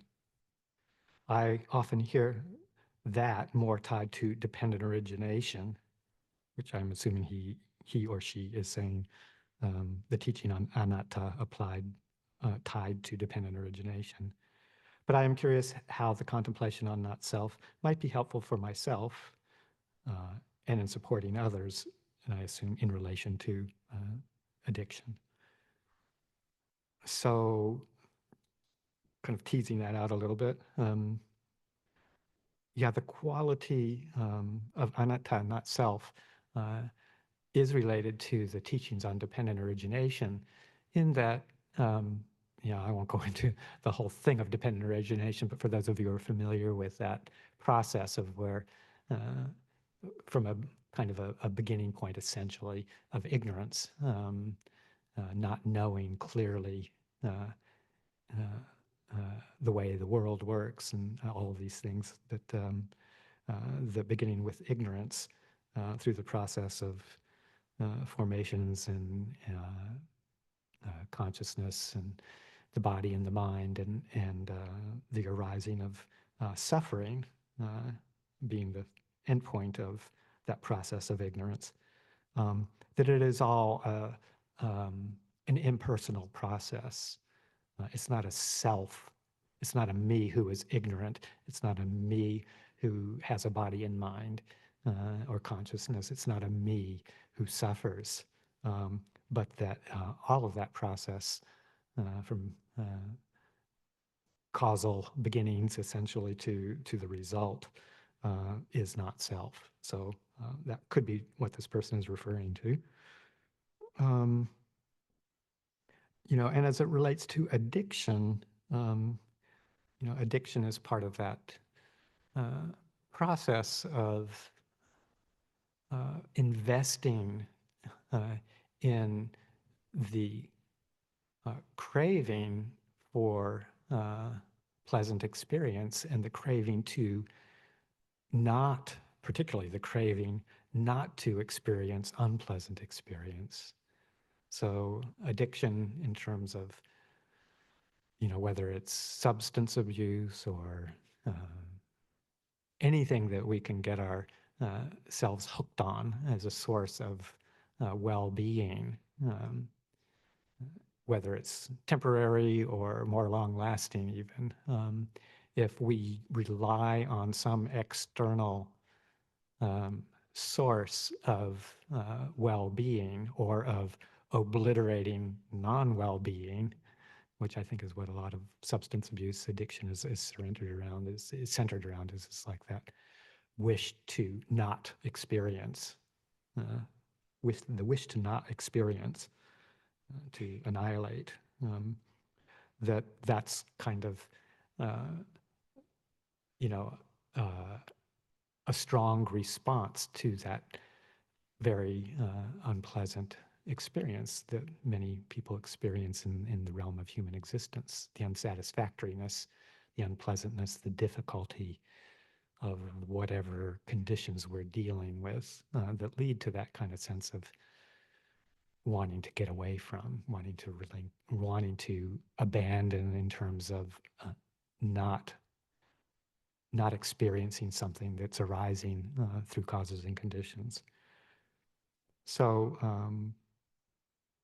all that process, of course, is still not self, but it is a very real experience of the arising of wanting and the rising of not wanting that we get hooked into, and the vast and myriad numbers of ways that we can strategize to get rid of the unpleasant experience, to annihilate, to obliterate our having to deal with that. And of course, kind of going off topic a little bit, but you know, I think that people who have had experience with various forms of addiction and have come uh, to some terms with it realize that the pleasure that comes or the relief that comes from the addictive process is temporary, and that once the addictive response lives its life out and runs out, then the dukkha is still there because the basis of it has not been acknowledged and released. So obviously, the Buddha's um, path is to use internal resources rather than external resources to deal with uh, the wish to be free.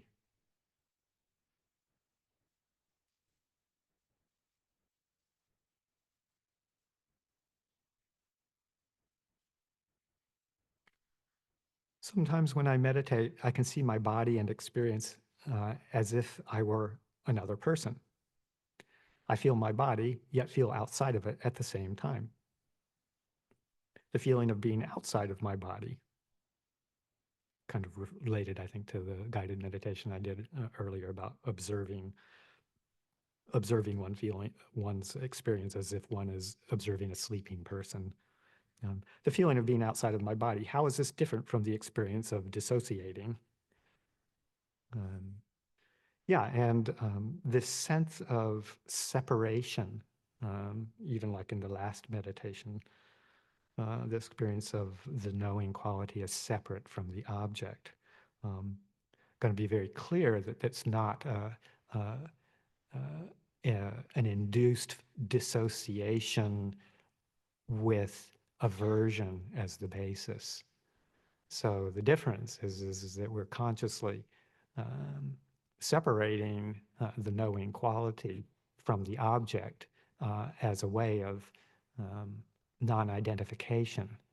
But if that kind of sense of distance from experience, distance from the body, from the mind, um, is a result of aversion or painfulness or avoidance of the way things are, then that can lead to this feeling of dissociation, which is an unhealthy version of separation of knowing and the object of knowing. It's an unhealthy version of it because it's based on the quality of, avoidance, aversion, painfulness, the not wishing to experience, the wish for annihilation, essentially. So they're similar in some aspects, but very different basis of motivation.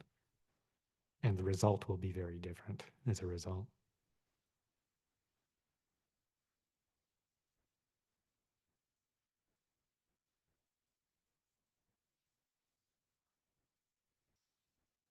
Buddhist teachings teach us to stay present in the current moment, one, and two, about loving kindness. I believe there is a connection between these two concepts, but I do not understand it. What is it about staying present in the here and now that orients people to kindness and loving kindness?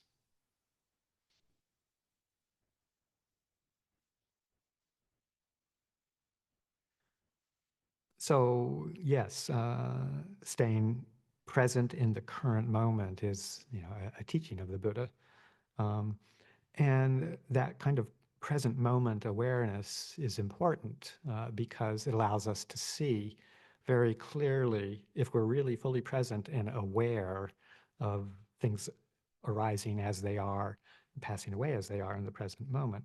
Um, we get to see with clarity when unskillful constructs in the mind, unskillful impulses, those underlying tendencies of greed, hatred, delusion, when they start to arise, and if we're very fully present as they are arising, and we know through experience that they're going to result in suffering if we engage with them, then the more aware of them that we are as they are arising, the quicker we can be alert and choose a wholesome response rather than moving into it and engaging with it and acting upon it um, as a means of temporary gratification or avoidance.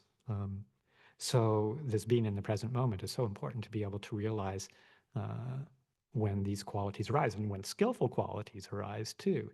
That impulses of kindness or generosity or whatever to arise, we're aware of those just as well, and we gladly move into them because we know that the results will be skillful and useful and helpful. So staying in the present moment helps us be alert to how we respond in any particular situation through encouragement or through abandoning of the unskillful. And as we become more present in the moment, being able to choose the skillful and let go of the unskillful responses to whatever's arising, then the clarity of how suffering is generated and how we are released from that becomes more and more apparent. And we also see that happening with other people. The more we see it in ourselves, this is where we have to start. The more we see it in ourselves, that process occurring, Um, and how painful it is when we engage with following these impulses that aren't so skillful. The more we realize that that's what everybody's doing. It's not just me. This is not a me thing. This is a human thing. And if we have that sensitivity to ourselves and that wish to be free in ourselves, and we're growing with our skills in developing those strategies, then we have a lot more patience and understanding for everybody else who's doing the same thing, because we know the feeling for ourselves. It's not theoretical.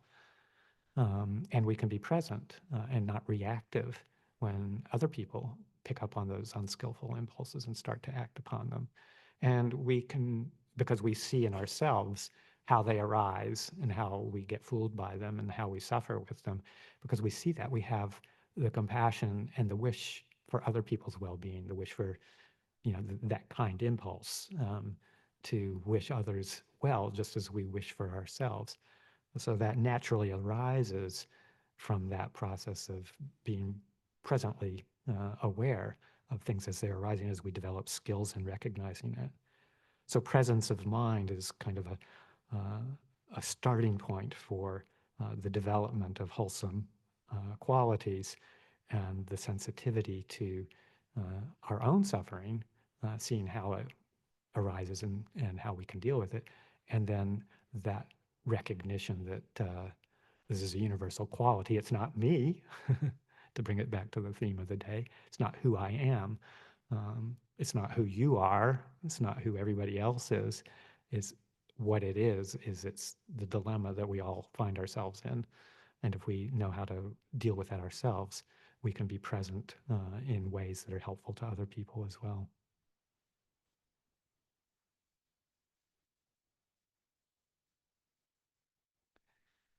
So I thought in the last bit of time that we have here to do a couple of readings that I think help to further illustrate kind of some of the things that I've been talking about. I always like to include some suttas, teachings from the Pali Canon.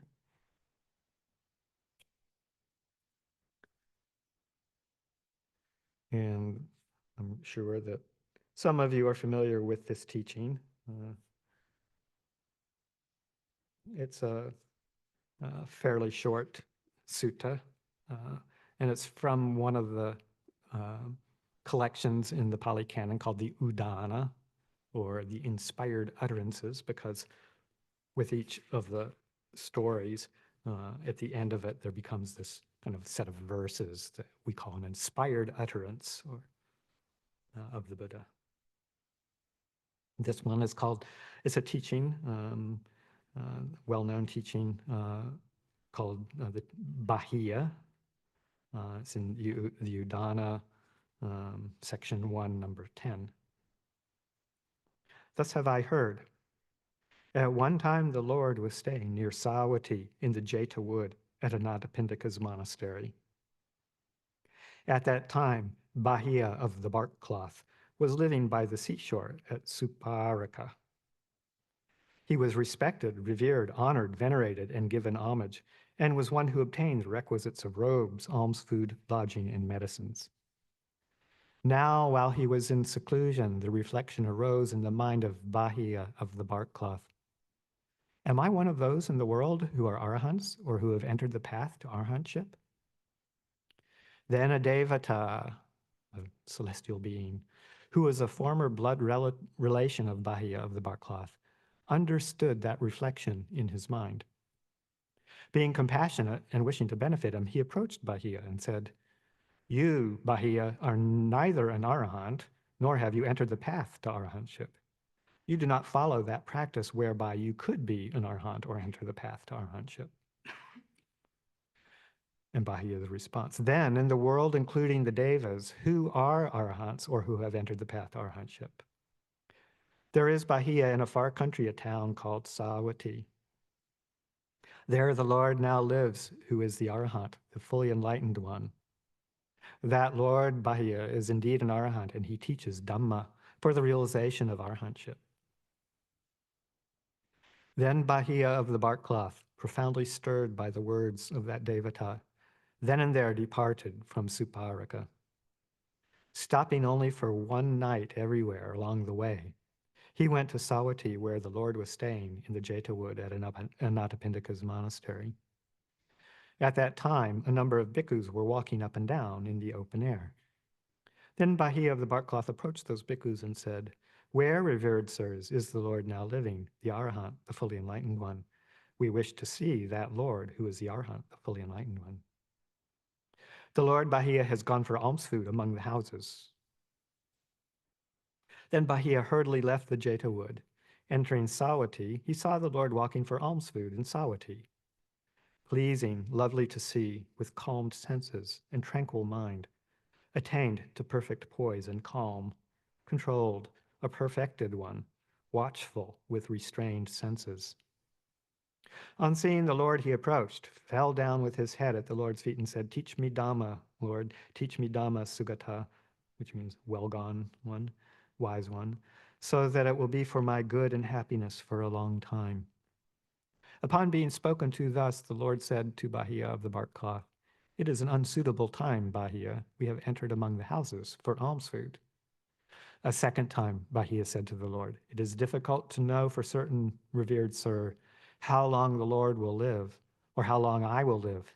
Teach me Dhamma, so that it will be for my good and happiness for a long time."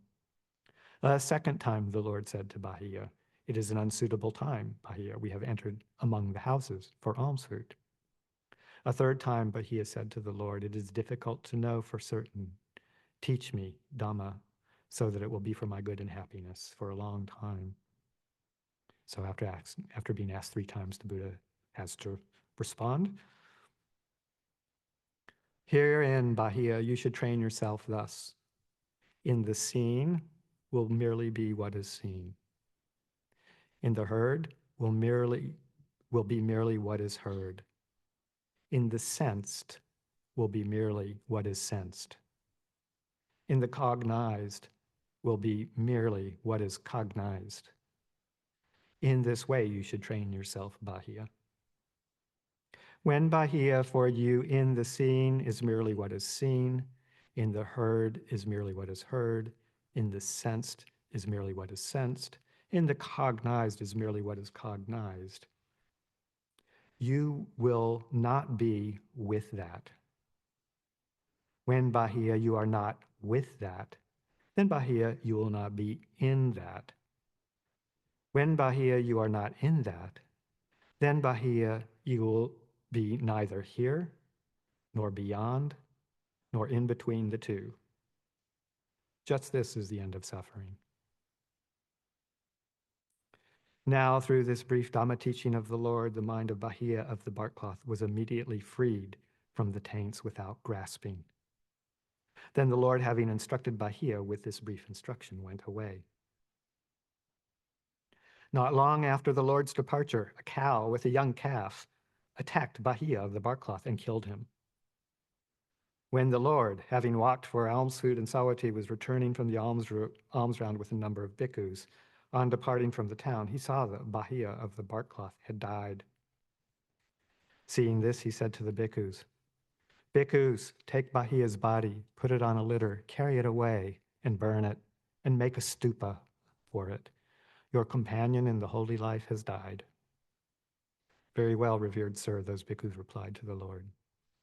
Taking Bahia's body, they put it upon a litter, carried it away and burnt it, and made a stupa for it. Then they went to the Lord, prostrated themselves, and sat down to one side. Sitting there, those bhikkhus said to the Lord, "Bahia's body has been burnt, revered sir, and a stupa has been made for it. What is his destiny? What is his future birth?" "Bhikkhus, Bahia of the bark cloth was a wise man. He practiced according to Dhamma and did not trouble me by disputing about Dhamma. Bhikkhus, Bahia of the bark cloth has attained final nibbana." In other words, he realized arahantship. Then, on realizing its significance, the Lord uttered on that occasion this inspired utterance: "Where neither water nor yet earth, nor fire, nor air gain a foothold. There gleam no stars, no sun sheds light. There shines no moon, yet there no darkness reigns.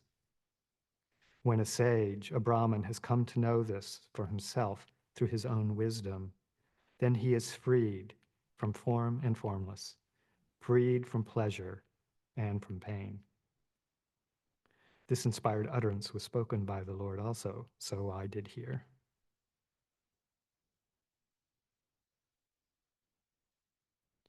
So this very brief teaching, obviously, Bahia was ripe. He was ready to hear this. And it was a very simple but profound teaching on um, not non-identification with sight, sounds, the experience of the six sense bases. You know, that kind of cryptic phrasing of you are not with that, you will not be in that, and you will neither be here nor there nor in between the two. It's just referring to that quality of non-identification with anything. As long as one doesn't identify as self or in self or with self or as possessed by self, um, and fully and deeply understands that, just that is the end of suffering. So I love that. Very, very lovely sutta.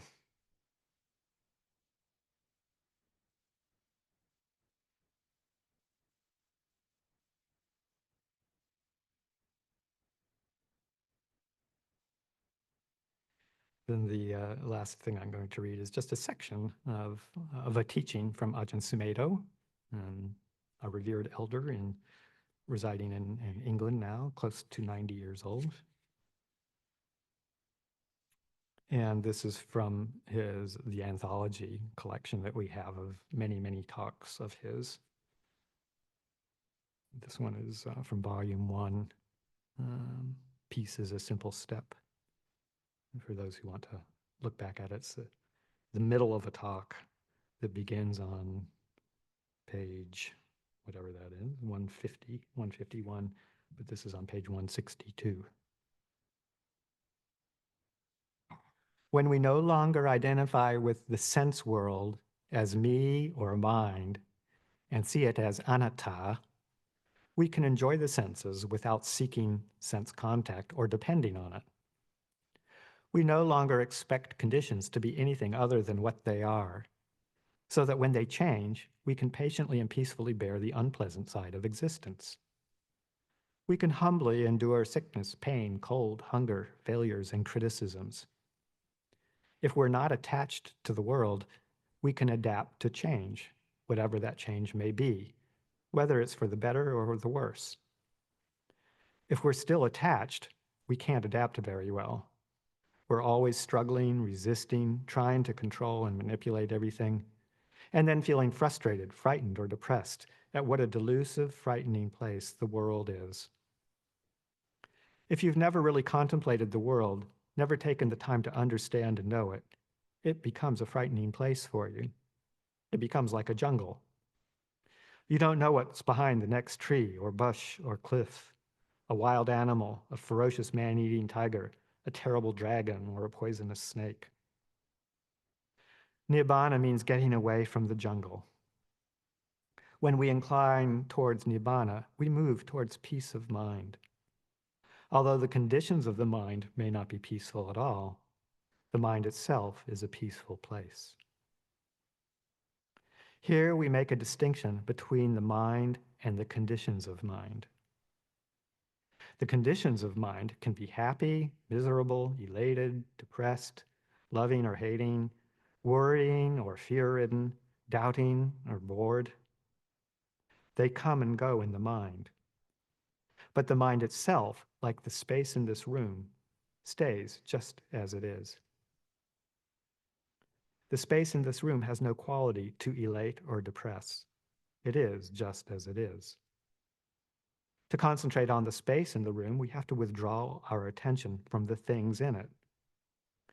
If we concentrate on the things in it, we become happy or unhappy. We say, look at what a beautiful Buddha image. Or if we see something we find ugly, we say, oh, what a terrible, disgusting thing. We can spend our time looking at the people in the room, thinking whether we like this person or dislike that person. We can form opinions about people being this way or that way, remember what they did in the past, speculate about what they will do in the future, seeing others as possible sources of pain or gratification to ourselves. However, if we withdraw our attention, that doesn't mean we have to push everyone else out of the room. If we don't concentrate on or absorb into any of these conditions, we have a perspective, because the space in the room has no quality to depress or elate. It can contain us all. All conditions can come and go within it. Moving inwards, we can apply this to the mind. The mind is like space. There's room in it for everything or nothing. It doesn't really matter whether it is filled or has nothing in it, because we always have a perspective once we know the space of the mind, its emptiness. Armies can come into the mind and leave. Butterflies, rain clouds, or nothing. All things can come and go through it without our being caught in blind reaction, struggling resistance, control, or manipulation.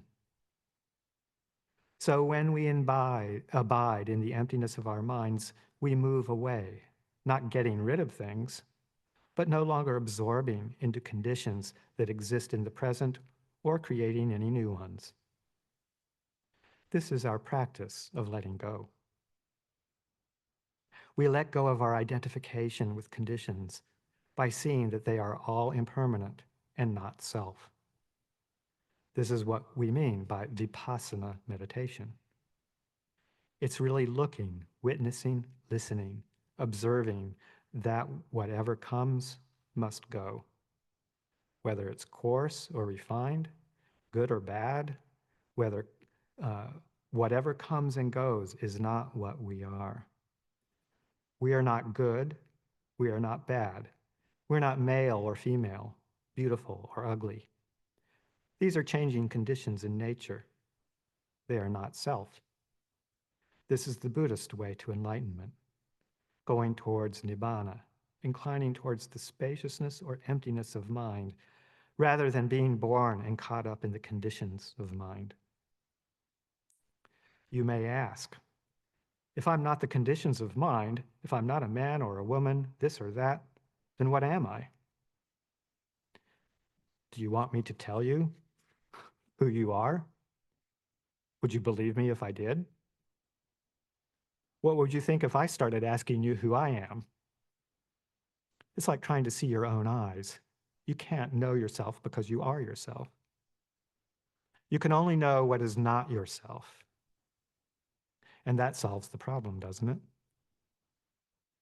If you know what is not yourself, there is no question about what you are. If I said, who am I? I'm trying to find myself, and started looking under the shrine, under the carpet, under the curtain, you'd think, Venerable Sumedho has really flipped out. He's gone crazy. He's looking for himself. I'm looking for me. Where am I? Is the most stupid question in the world. The problem is not who we are, but our belief and identification with what we are not. That's where the suffering is. That's where we feel misery and depression and despair. It's our identifying with everything that is not ourselves that is dukkha. When you identify with that which is unsatisfactory, it's obvious that you'll be dissatisfied and discontented. So the path of the Buddhist is a letting go rather than trying to find anything. The problem is blind attachment, blind identification with the appearance of the sensory world. You needn't get rid of the sensory world, but learn from it. Watch it. No longer allow yourselves to be deluded by it. Keep penetrating it with Buddha wisdom. Keep using this Buddha wisdom so that you become more at ease with being wise, rather than making yourself become wise. Just by listening, observing, being awake, being aware, the wisdom will become clear. You'll be using wisdom with regard to your body, thoughts, feelings, memories, emotions, all of those things. You'll see and witness them, allow them to pass by, and allow them to let them go. So at this time, you have nothing to do except be wise from one moment to the next.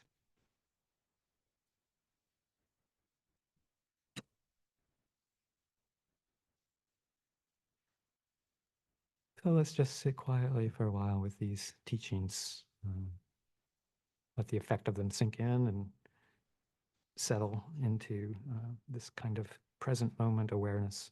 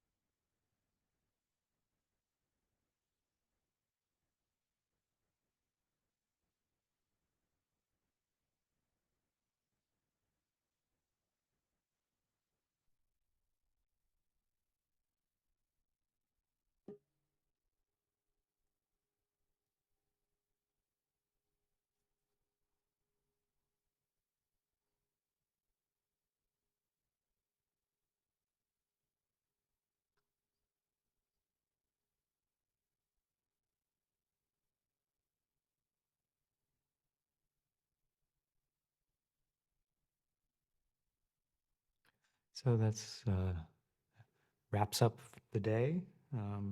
Teachings on anatta, not self. And if there's anything that's been useful, please keep it with you and use it, and reflect on it. Hope there's been something, even a small tidbit that you can take into your contemplations. If not,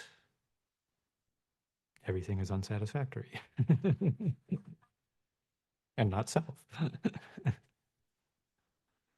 uh, and yeah, whatever is not useful, just please leave behind. If there's been anything that's unclear or confusing, it can be set aside for a later time for contemplation. So just wish everybody uh, all the goodness that can come from being a practitioner of Dhamma, all the peacefulness, and may you all realize a complete end of suffering.